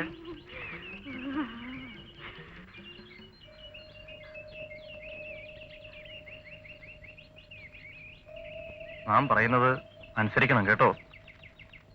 ഇനി ശല്യം ഉണ്ടാവില്ല. കൊണ്ടുപോയി 10 കുടം വെള്ളം ശിരസിൽ ധാര ചെയ്യും. നല്ല ഉറക്കം കിട്ടട്ടെ. ശരി സ്വാമി, വയ്ക്കുള്ളൂ. ഞങ്ങൾ പുതുതായി നിർമ്മിച്ച ക്ഷേത്രത്തിൽ തൃപ്പാദങ്ങൾ തന്നെ വന്ന് പ്രതിഷ്ഠ നടത്തി തരണമെന്ന് ഒരു അഭ്യർത്ഥനയുണ്ട്. എന്ത് പ്രതിഷ്ഠയാണ് നടത്തേണ്ടത്? കൽപ്പിക്കുന്നത് പോലെ മഹാദേവനോ സുബ്രഹ്മണ്യനോ കൃഷ്ണനോ ദേവിയോ ആരായാലും. കാറ്റും വെളിച്ചവും കിടക്കാതെ ഇരുളടഞ്ഞ് നരിച്ചീറിനും വവ്വാലിനും വാസസ്ഥാനമായി തീരാവുന്ന ഈ ക്ഷേത്രങ്ങൾ കൊണ്ട് എന്താണ് പ്രയോജനം? ക്ഷേത്രങ്ങളുണ്ടെങ്കിൽ വിശ്വാസികൾ ദർശനത്തിനായി വിളിച്ച് ശുദ്ധിയായി വരുമെന്നൊരു വിശേഷമുണ്ട്. അതും ശരിയാണ്. പക്ഷേ ക്ഷേത്രങ്ങളെല്ലാം തന്നെ ഒരുപോലെ അകവും പുറവും ശുദ്ധമായിരിക്കണം. അവിടമെല്ലാം വെളിച്ചം കിടക്കണം. പ്രതിഷ്ഠ ഒരു ദീപശിഖയായാൽ എന്താ? പോരുന്നുണ്ടോ? അതിൽ കുറച്ച് വിഷമമുണ്ട് സ്വാമി. സാധാരണ ആരാധകർക്ക് ഒരു ഉപാസനാമൂർത്തി കൂടിയേ തീരൂ. എന്നാൽ ദീപശിഖ കൂടാതെ മഹാന്മാരായ നേതാക്കന്മാരുടെ പ്രതിമകളായാൽ മതിയല്ലോ. പുരാണങ്ങളിലെ കഥാപാത്രങ്ങൾ ആദ്യകാല ജനങ്ങളുടെ നേതാക്കന്മാരായിരുന്നിരിക്കണം എന്നാണ് നമ്മുടെ പക്ഷം. കൽപ്പിച്ചത് ശരിയാണ്. എങ്കിലും ഞങ്ങളുടെ ആളുകൾ അത്ര അറിവുള്ളവരല്ല സ്വാമി. ശരി, പടിപടിയായിട്ട് വേണമല്ലോ ഉയരേണ്ടത്. നിങ്ങളുടെ ആഗ്രഹം പോലെ തന്നെയാകാം. പ്രതിഷ്ഠയ്ക്കുള്ള ഏർപ്പാടെല്ലാം പൂർത്തിയാക്കി നമ്മെ അറിയിക്കും. വിവാഹം എങ്ങനെ നടത്തണമെന്നാണ് അങ്ങ് കൽപ്പിക്കുന്നത്? ഒരു വിവാഹത്തിന് കൂടിയാൽ 10 പേർ മാത്രമേ ആകാവൂ. വധൂവരന്മാർ, അവരുടെ മാതാപിതാക്കന്മാർ, ദമ്പതികളുടെ ഓരോ സഖികൾ, ഒരു പുരോഹിതൻ, ഒരു പൗരപ്രധാനി. ഇപ്രകാരമാണ് 10 പേർ. ഭാവി ജീവിതം മുഴുവൻ ഒരുമിച്ച് കൂടേണ്ടവരായ ദമ്പതികളെ തമ്മിൽ കാണിക്കുകയും സംഭാഷണത്തിലുള്ള സൗകര്യം കൊടുക്കുകയും ചെയ്യേണ്ടതാകുന്നു. പരസ്പരം സ്നേഹിച്ച് മനസ്സാ വിവാഹം നടത്തിയവരെ സംബന്ധിച്ച് ഈ കർമ്മം നടത്തണമെന്നില്ല. ചിലർക്ക് തങ്ങളുടെ കുട്ടികളുടെ വിവാഹം ആഘോഷപൂർവ്വം നടത്തണമെന്ന് താല്പര്യം കാണില്ലേ സ്വാമി? അങ്ങനെ മോഹമുള്ള രക്ഷിതാക്കന്മാർ ചെലവ് ചെയ്യാൻ ഉദ്ദേശിക്കുന്ന തുക ബാങ്കിലോ മറ്റോ നിക്ഷേപിച്ച് അതിന്റെ രസീത് വിവാഹ സമയത്ത് തങ്ങളുടെ കുട്ടികൾക്കായി സംഭാവന ചെയ്യേണ്ടതാണ്. വർക്കലയെക്കുറിച്ച് ദക്ഷിണകാശി എന്നാണ് പണ്ടേ പറയാറ്. നമുക്കറിയാം. ഇവിടെ കർത്തവാവിന് ശ്രാദ്ധമൂട്ടാൻ ഈഴവരും മറ്റും ധാരാളം വരാറുണ്ട്. ഇനിമേൽ കർക്കിടവാവിന് കടപ്പുറത്ത് കൂടുന്നതിന് പകരം എല്ലാവരും നാം കെട്ടാൻ ഉദ്ദേശിക്കുന്ന പുതിയ മഠത്തിൽ വരട്ടെ. ശ്രാദ്ധകർമ്മങ്ങൾ ശിഷ്യന്മാർ യഥാവിധി നിർവഹിച്ചു കൊടുത്താൽ മതി. വഴിയെ ഇവിടെ ഒരു ആരാധനാ കേന്ദ്രവുമാവും. പ്രതിഷ്ഠ എന്താണാവൂ? പ്രതിഷ്ഠ വേണമല്ലേ? ശിവപ്രതിഷ്ഠ തന്നെ ആയിക്കൊള്ളട്ടെ. ഇവിടെ നമുക്ക് ശാരദമഠം സ്ഥാപിക്കാം. ഇവിടെ നിവേദ്യവും എഴുന്നള്ളത്തും ഉത്സവവും അതുപോലെയുള്ള മറ്റ് ചടങ്ങുകളും ഒന്നും തന്നെ വേണ്ട. പിന്നെയോ സ്വാമി? ശാരദബിംബം മാത്രം മതി. ഭക്തജനങ്ങൾ സ്തോത്രം ചൊല്ലി ധ്യാനിക്കട്ടെ.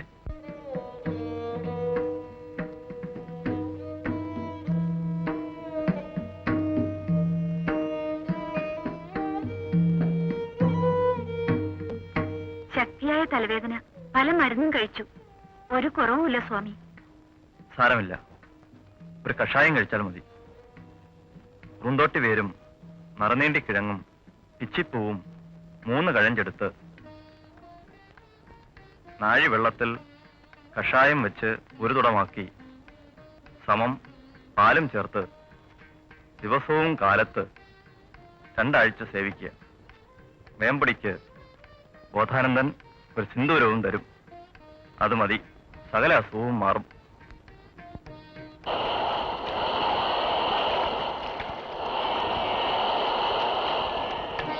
എല്ലാ ക്ഷേത്രങ്ങളിലും ഭക്തജനങ്ങൾക്ക് കയറണം.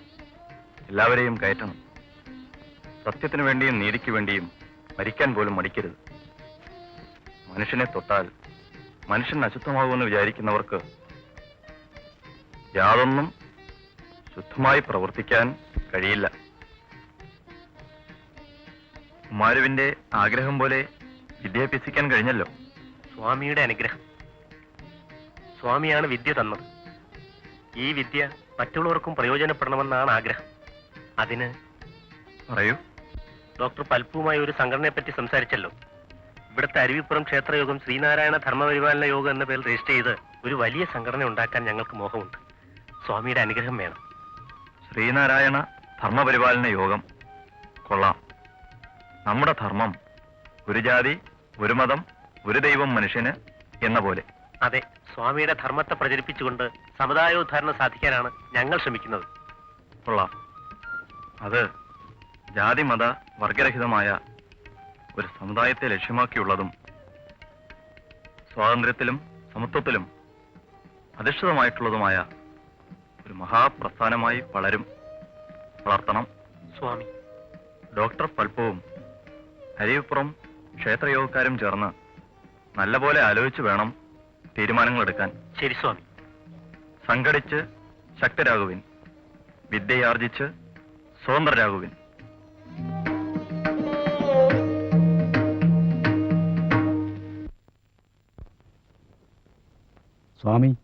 സ്വാമിയുടെ ഷഷ്ടിപൂർത്തി വളരെ ആഡംബരപൂർവ്വം ആഘോഷിക്കണമെന്ന് ഭക്തജനങ്ങൾ ആഗ്രഹിക്കുന്നു.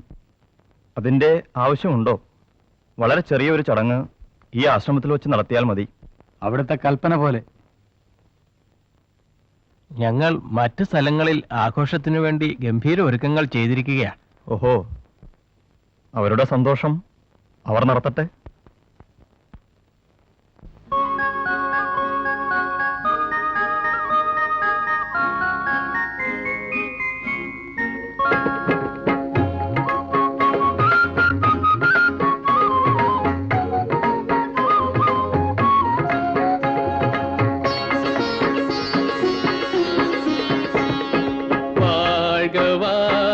ഗുരുദേവൻ ശ്രീനാരായണ ഗുരുദേവൻ ബ്രഹ്മപദൻ പരമഹംസൻ. വാഴ്ക വാഴ്ക ഗുരുദേവൻ ശ്രീനാരായണ ഗുരുദേവൻ ബ്രഹ്മപദൻ പരമഹംസൻ. വാഴ്ക വാഴ്ക ഗുരുദേവൻ.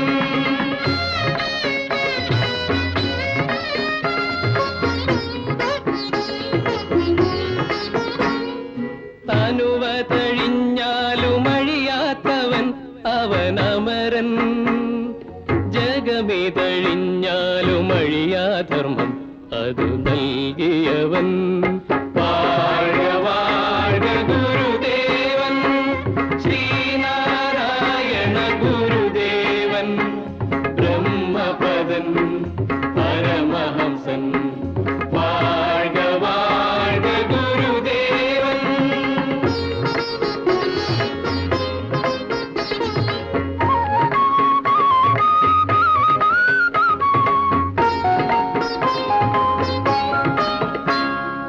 അമേയ പ്രഭകൾ കിരിപ്പിടം അക്ഷയ ശക്തിതൻ ശേഖരം. അമേയ പ്രഭകൾ കിരിപ്പിടം അക്ഷയ ശക്തിതൻ ശേഖരം. ആലംബഹീനർക്കും ആശ്രയമറ്റോർക്കും ആശയുമൈക്യവും പകർന്നവൻ.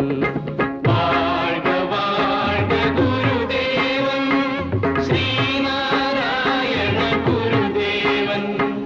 ബ്രഹ്മപദൻ പരമഹംസൻ വാഴ്ക വാഴ്ക ഗുരുദേവൻ.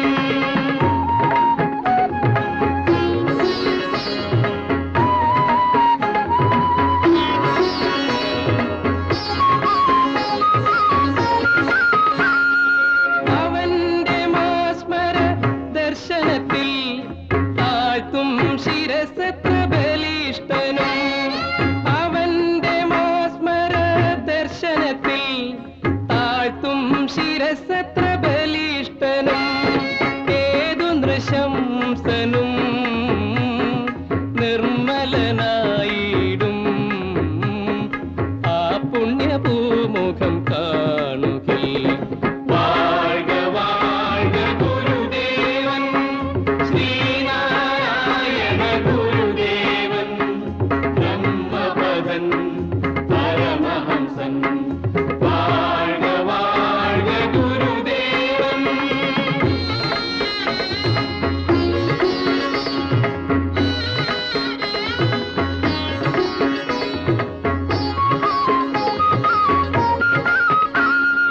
വിണ്ണിൻ മടിയിൽ പിറന്നൊരാ വെള്ളി നക്ഷത്രത്തിൻ മിന്നല. വിണ്ണിൻ മടിയിൽ പിറന്നൊരാ വെള്ളി നക്ഷത്രത്തിൻ മിന്നല. വെണ്ണിക്കൊടി പറത്തി വാണദുരാചാരം ഒന്നിച്ചു വീണു തകർന്നടിഞ്ഞു. വാഴ്ക വാഴ്ക ഗുരുദേവൻ ശ്രീനാരായണ ഗുരുദേവൻ. ബ്രഹ്മപദൻ പരമഹംസൻ വാഴ്ക വാഴ്ക ഗുരുദേവൻ. ഒരഭ്യർത്ഥനയുണ്ട് സ്വാമി. എന്താണ്? സ്വാമിയെ കാണാൻ സിലോണിൽ ആയിരക്കണക്കിന് ഭക്തജനങ്ങൾ തടിച്ചുകൂടും. സ്വാമി വെള്ളവസ്ത്രം മാറ്റി കാഷായ വസ്ത്രം ധരിച്ചാൽ കൊള്ളാം. കാഷായ വസ്ത്രം നാം ഇതുവരെ ധരിച്ചിട്ടില്ലല്ലോ. അതുകൊണ്ടൊരു ദോഷവും ഉണ്ടായിട്ടുമില്ല. വസ്ത്രത്തിലാണോ മഹത്വം? കുളമ്പിലുള്ളവർ ബുദ്ധമത വിശ്വാസികളാണ്. അവർക്ക് കാഷായ വസ്ത്രം ആരാധനാവസ്തുവാണ്. എങ്കിൽ ആവാം, വിരോധമില്ല. പിന്നെ കാഷായ വസ്ത്രത്തിന് ഒരു ഗുണമുണ്ട്. പൊടി തട്ടിയാൽ അറിയില്ല, അല്ലേ?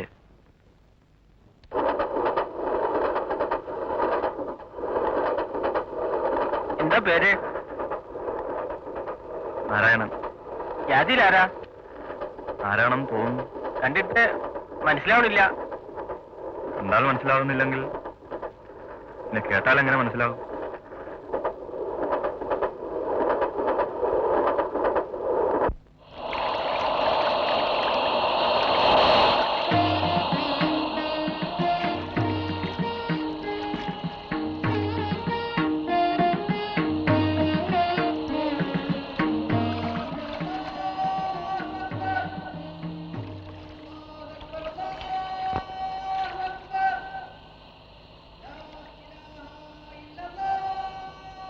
ആ കേട്ട ബാങ്കുകളുടെ അർത്ഥം അറിയാമോ?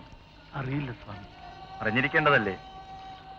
മകരവിധ നമസ്കാരത്തിനുള്ള ആഹ്വാനം. ദൈവം ഏറ്റവും മഹോന്നതനാകുന്നു എന്നാണ് അതിന്റെ തുടക്കം. ആരാധനയ്ക്ക് അർഹൻ ദൈവം മാത്രമാകുന്നു, മറ്റാരുമില്ല എന്നാണ് അതിന്റെ അവസാനം.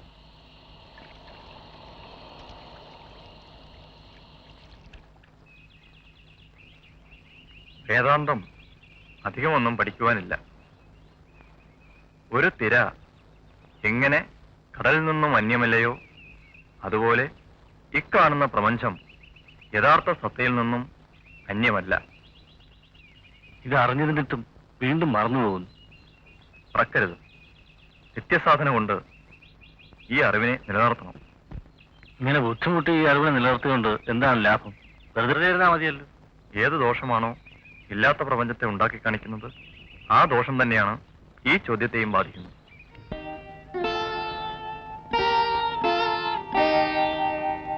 ത്തിൽ പുലയർക്ക് പ്രവേശനമില്ലെന്ന് പറയുന്നത് ശരിയാണോ? പുലയർക്കും പ്രവേശനം നൽകണമെന്ന് ഞങ്ങളിൽ ചിലർ വാദിച്ചു വന്നിട്ടുള്ളതാണ്. പക്ഷേ പ്രതികൂല അഭിപ്രായക്കാർ സമ്മതിക്കുന്നില്ല. യോഗത്തിൽ തന്നെ 2 ചേരിയായി. സ്വാമിയുടെ അഭിപ്രായം അറിഞ്ഞിട്ട് വേണം പുലയർക്കും ക്ഷേത്രത്തിൽ പ്രവേശനം നൽകുവാൻ.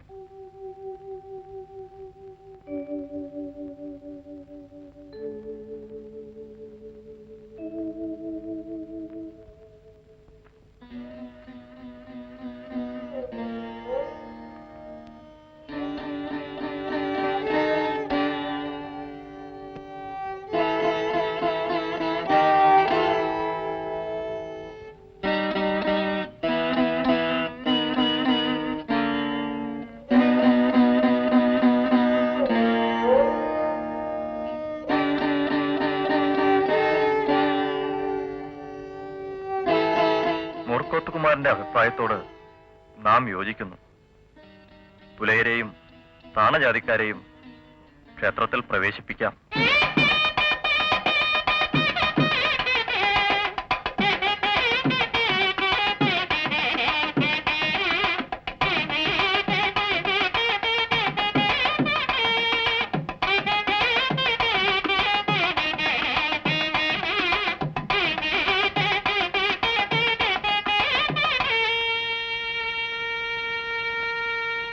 എന്താ ഒരു തർക്കമുള്ളതുപോലെ തോന്നുന്നു? പ്രതിഷ്ഠയെ സംബന്ധിച്ച് ചിലർക്ക് അഭിപ്രായ വ്യത്യാസമുണ്ട്.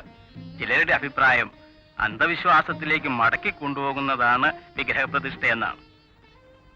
വഴക്ക് വേണ്ട, പരിഹാരമുണ്ടാക്കാം. എല്ലാവർക്കും സമ്മതമാണോ? സമ്മതമാണ്. എന്നാൽ നമുക്ക് ഈ കളവങ്കോടം ക്ഷേത്രത്തിൽ ഒരു കണ്ണാടി പ്രതിഷ്ഠയാവട്ടെ. കണ്ണാടി പ്രതിഷ്ഠയോ സ്വാമി? അതെ, കണ്ണാടി കൊണ്ടുവന്ന് ഓം എന്ന് അതിന്റെ പുറകിൽ ചുരണ്ടി എഴുതണം. കണ്ണാടിയുടെ മുമ്പിൽ നിൽക്കുമ്പോൾ ഓരോ ഭക്തനും താൻ ദൈവത്തിന്റെ ഒരു അംശമാണെന്ന ബോധം വരും. ഭേദബുദ്ധി ഇല്ലാതാകും. 2 ഇല്ല 1 ഉള്ളൂ എന്നറിയും. കാലം വൈകിപ്പോയി, കേവലം ആചാര നൂലുകളെല്ലാം പഴകിപ്പോയി. കെട്ടി നിർത്താൻ കഴിയാതെ ദുർബലപ്പെട്ട ചരടിൽ ജനത നിൽക്ക. മാറ്റുവിൻ ചട്ടങ്ങളെ സ്വയം, അല്ലെങ്കിൽ മാറ്റുമതുകളീ നിങ്ങളെത്താൻ. സ്വാമി അഴിച്ചുവിട്ട കൊടുങ്കാറ്റാണ്. വായിക്കൂ. മാറ്റൊലി കൊണ്ടീ മൊഴി തന്നെ സർവദാ കാറ്റിരമ്പും നിന്നു കേരളത്തിൽ.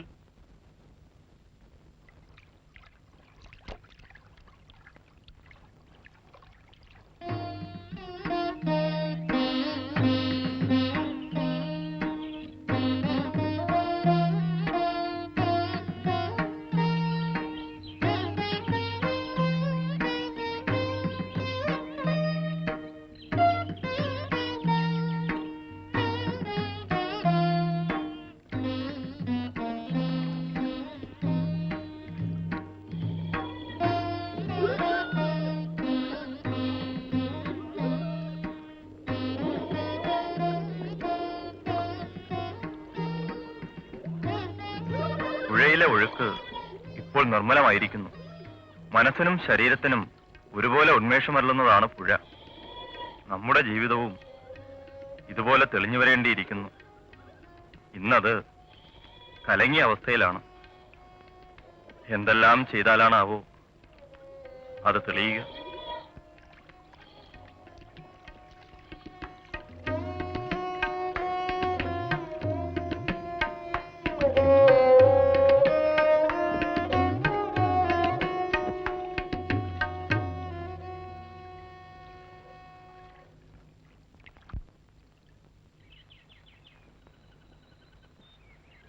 എന്താ ഗോവിന്ദ, മിശ്രഭാവത്തെക്കുറിച്ചുള്ള തെറ്റിദ്ധാരണകൾ മാറിയോ? മാറി. എന്റെ വിവരക്കേട് കൊണ്ട് തെറ്റിദ്ധരിച്ചതാണ്. തിരുവുള്ളം കൊണ്ട് ക്ഷമിക്കണം. ഗോവിന്ദന് ബോധമുണ്ടായല്ലോ, അത് മതി. ആശാൻ പറഞ്ഞപ്പോൾ തന്നെ എനിക്ക് ബോധ്യമായി. സത്യവ്രത സ്വാമികളുടെ ഉപദേശം കൂടി കേട്ടപ്പോൾ വ്യക്തമായി. മറ്റുള്ളവർ പറഞ്ഞതുകൊണ്ട് മാത്രമല്ലല്ലോ, ഗോവിന്ദന് പരിപൂർണ വിശ്വാസം വന്നുകൊണ്ട് തന്നെയല്ലേ? അതെ സ്വാമി, സ്വാമിയുടെ ഉപദേശം കേട്ടപ്പോൾ ബോധ്യമായി. ജാതിഭേദവും മറ്റും ഒരർത്ഥവുമില്ലാത്തതാണെന്ന്. ഗോവിന്ദന് ഒരു പ്രായശ്ചിത്തം വിധിക്കട്ടെ നാം. അവിടുന്ന് കൽപ്പിക്കുന്നത് എന്തു തന്നെയായാലും ഞാൻ അനുസരിച്ചു കൊള്ളാം. അതിന് പറ്റിയത് മകളുടെ വിവാഹത്തിന് ജാതിഭേദമില്ലാതെ എല്ലാവരെയും ക്ഷണിച്ച് വിവാഹസദ്യ മിശ്രഭോജനമാക്കണം. അങ്ങനെയാവാം.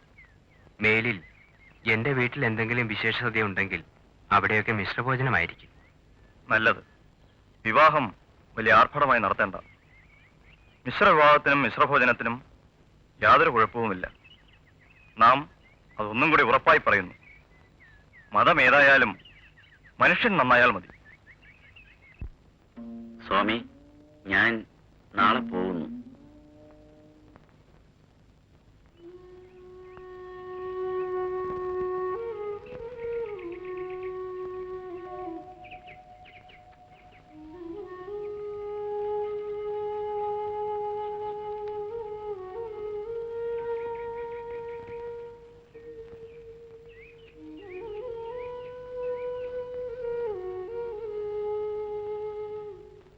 കുമാരു പോയി അല്ലേ?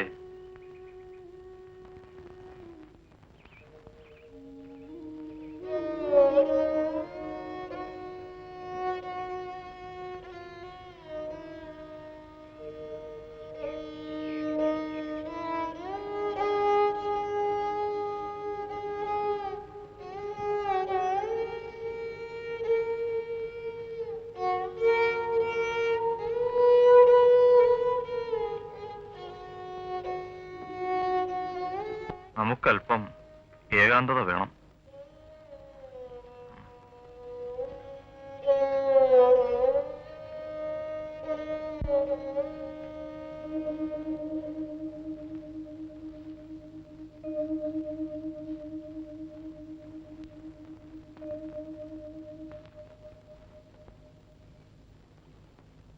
ആട്ടിൻപാലും പശുവും പാലും നാം കുടിക്കുന്നില്ലേ സ്വാമി? പിന്നെന്താണ് അവയുടെ മാംസം ഭക്ഷിച്ചാൽ അതിൽ വല്ല തിരക്കേടുമുണ്ടോ? തിരക്കേടൊന്നുമില്ല. അമ്മയുണ്ടോ? ഇല്ല, മരിച്ചുപോയി സ്വാമി. എന്നിട്ട് കുഴിച്ചിട്ടോ അതോ തിന്നോ? മനുഷ്യൻ മരിച്ചാൽ ശവം ദഹിപ്പിക്കുന്നതോ കുഴിച്ചിടുന്നതോ നല്ലതെന്നറിഞ്ഞാൽ കൊള്ളാം സ്വാമി. ചക്കിലാട്ടി വളമായെടുത്ത് കൃഷിക്ക് ഉപയോഗിക്കുന്നതല്ലേ നല്ലത്? അയ്യോ, അത് സങ്കടമാണ് സ്വാമി. എന്താ, നോവുമോ?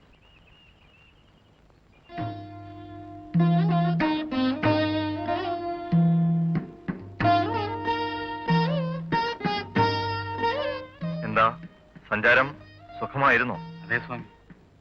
ബർമയിൽ ക്ഷേത്രങ്ങളിൽ വിഗ്രഹങ്ങളുണ്ടോ? ഹിന്ദു ക്ഷേത്രങ്ങളിൽ ഉള്ളതിലധികം വിഗ്രഹങ്ങളുണ്ട്. അത് മുടി വെട്ടുന്നത് പോലെയാണ്. വെട്ടും തോറും വേഗവും അധികവും വളരാൻ തുടങ്ങും.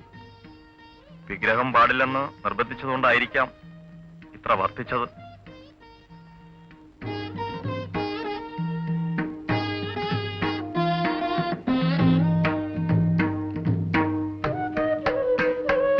ഭയമുണ്ടാകുന്നത് എന്തുകൊണ്ടാണ്?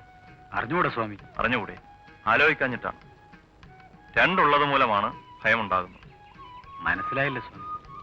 മറ്റൊരാളിൽ നിന്ന് അല്ലെങ്കിൽ മറ്റൊരു വസ്തുവിൽ നിന്ന് അല്ലേ ഭയമുണ്ടാകുന്നു? അതെ സ്വാമി. തന്നെത്താൻ ഭയപ്പെടുകയില്ലല്ലോ. ഇല്ല. അപ്പോൾ ഭയമുണ്ടാകണമെങ്കിൽ തന്നിൽ നിന്നും അന്യമായിട്ടൊന്ന് വേണം. ആ അന്യമാണ് രണ്ട്. അതിനാൽ രണ്ടാണ് ഭയത്തിന്റെ കാരണം. താൻ മാത്രമേ ഉള്ളുവെങ്കിൽ പിന്നെ ആരെ ഭയപ്പെടണം? മനസ്സിലാവുന്നുണ്ടോ? ഉണ്ട് സ്വാമി. സർവത്തെയും താനായി കണ്ട് ധന്യനാകണം. അതാണ് അദ്വൈത മതം. കാണിക്കപ്പെട്ടി ആരോ കട്ടോണ്ടുപോയി. അതിലെ പണമെല്ലാം കാണിക്കേട്ടവരുടെ പക്കൽ കുറേശ്ശെയായി കിടന്നിരുന്നെങ്കിൽ കള്ളൻ വളരെ ബുദ്ധിമുട്ടിപ്പോകുമായിരുന്നു അല്ലേ? എല്ലാം ഒന്നിച്ച് ഒരിടത്ത് കൂടിയപ്പോൾ അവന് എളുപ്പമായി. വേറെ കാണിക്കപ്പെട്ടിയില്ലേ? ഉണ്ട് സ്വാമി. അതെടുത്ത്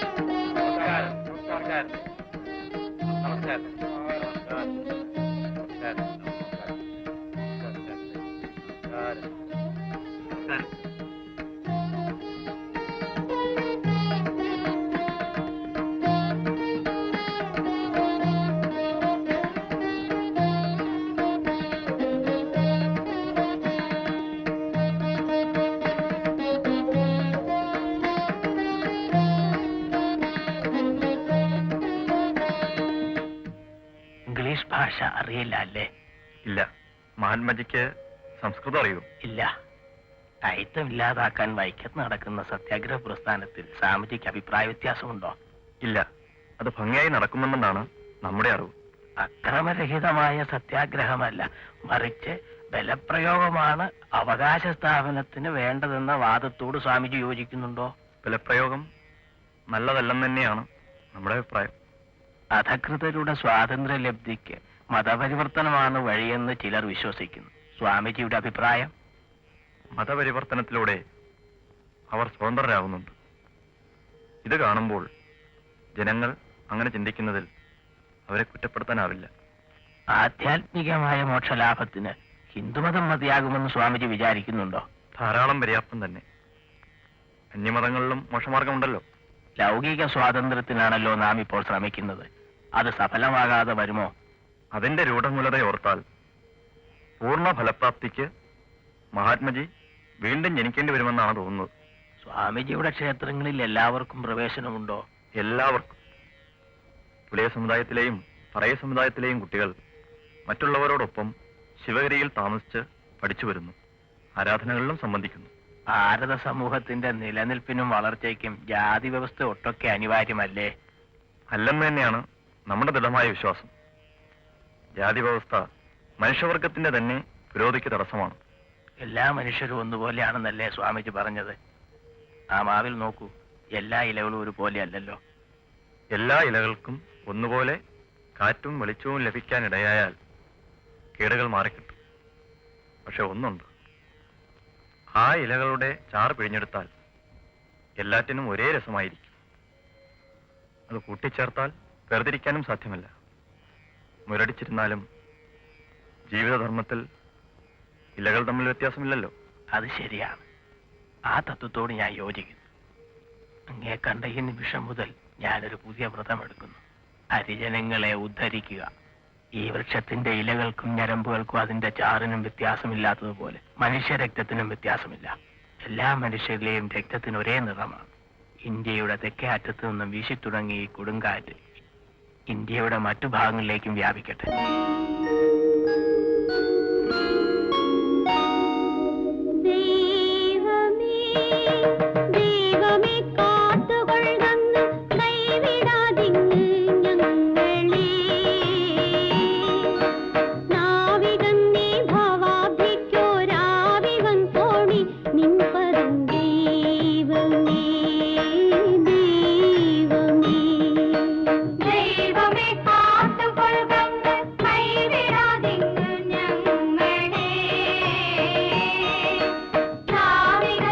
ഭാവാ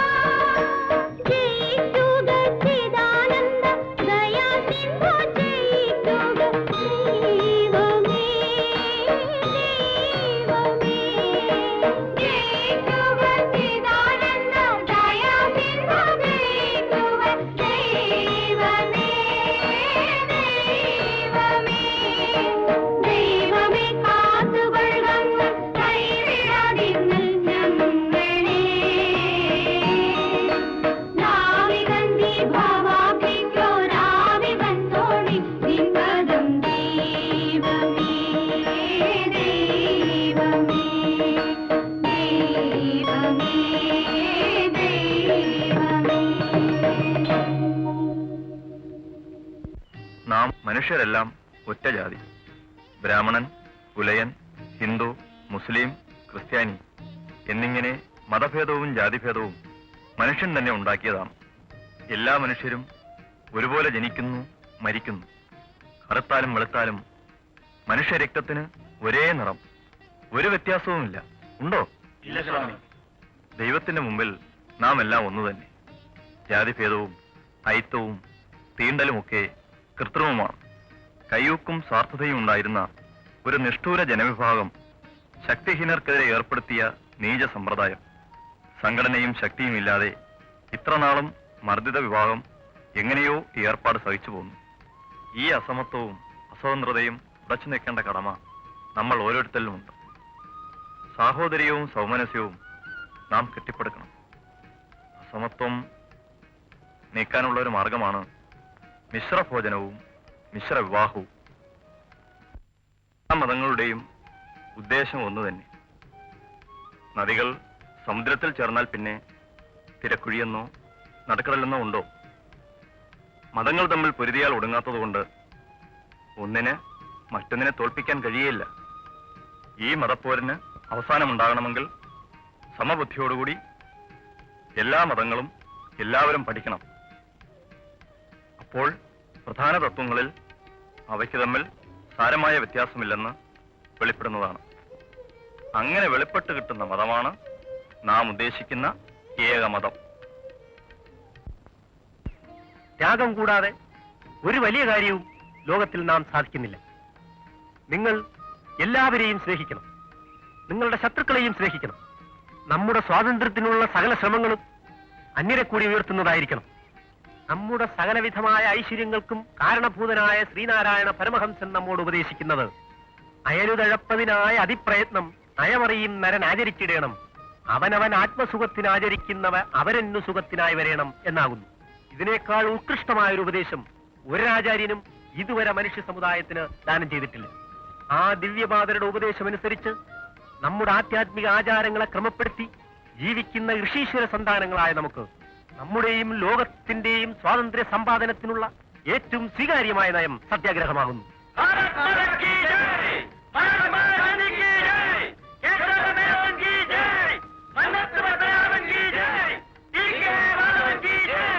ഇത്ര പെട്ടെന്നൊരു വസ്യത്ത് എഴുതി വയ്ക്കാൻ തോന്നിയത്? നമ്മുടെ സന്ദേശങ്ങൾ പ്രചരിപ്പിക്കുന്നതിന് ഒരു സന്യാസി സംഘം ആവശ്യമാണെന്ന് തോന്നിയതുകൊണ്ട് തന്നെ. അതിന് നമുക്കൊരു സംഘടനയുണ്ടല്ലോ, ശ്രീനാരായണ ധർമ്മ പരിപാലന യോഗം. അതിന് പല പരിമിതികളുമുണ്ടെന്ന് നാം മനസ്സിലാക്കുന്നു. ബ്രഹ്മചാരികളാകാൻ മനസ്സുള്ള യുവാക്കളെ തിരഞ്ഞെടുത്ത് പഠിപ്പിച്ച് അവരിൽ മനസ്സും യോഗ്യതയുമുള്ളവർക്ക് സന്യാസം നൽകി പരോപകാരാർത്ഥം പ്രവർത്തിപ്പിക്കണം. നമ്മുടെ കാലശേഷം ബോധാനന്ദൻ അനന്തരഗാമിയായി കാര്യങ്ങളൊക്കെ കൊണ്ടു നടക്കട്ടെ.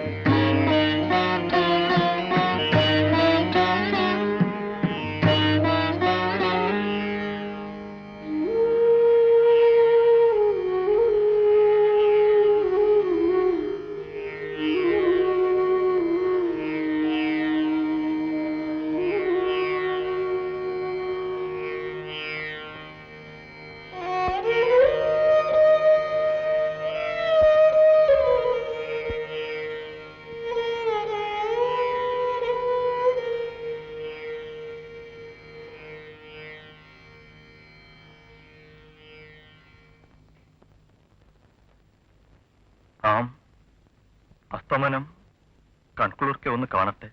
അവിടെ നിന്ന് എഴുന്നേൽക്കണ്ട, ഞങ്ങൾ എടുത്ത് നടന്നുകൊള്ളാം. നമുക്ക് നടക്കാൻ കഴിയുമല്ലോ. ഞങ്ങളുടെ ഒരു ആഗ്രഹമാണ്. ആയിക്കൊള്ളട്ടെ.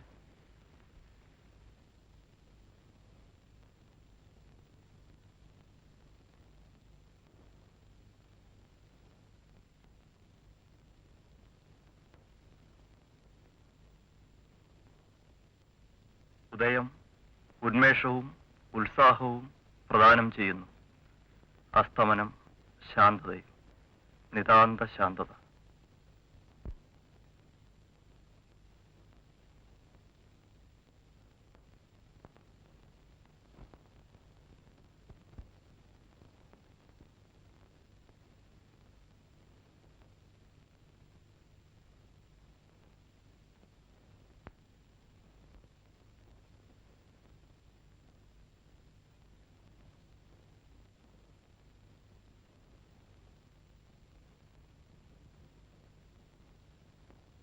വ്യാഴ ഹോരയാണ്.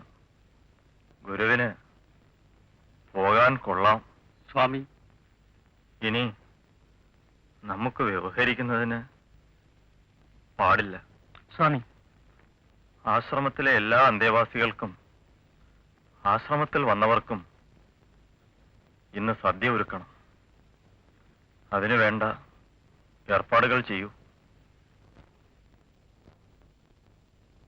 സമാധിക്കുള്ള ഒരുക്കങ്ങളും ചെയ്തോളൂ.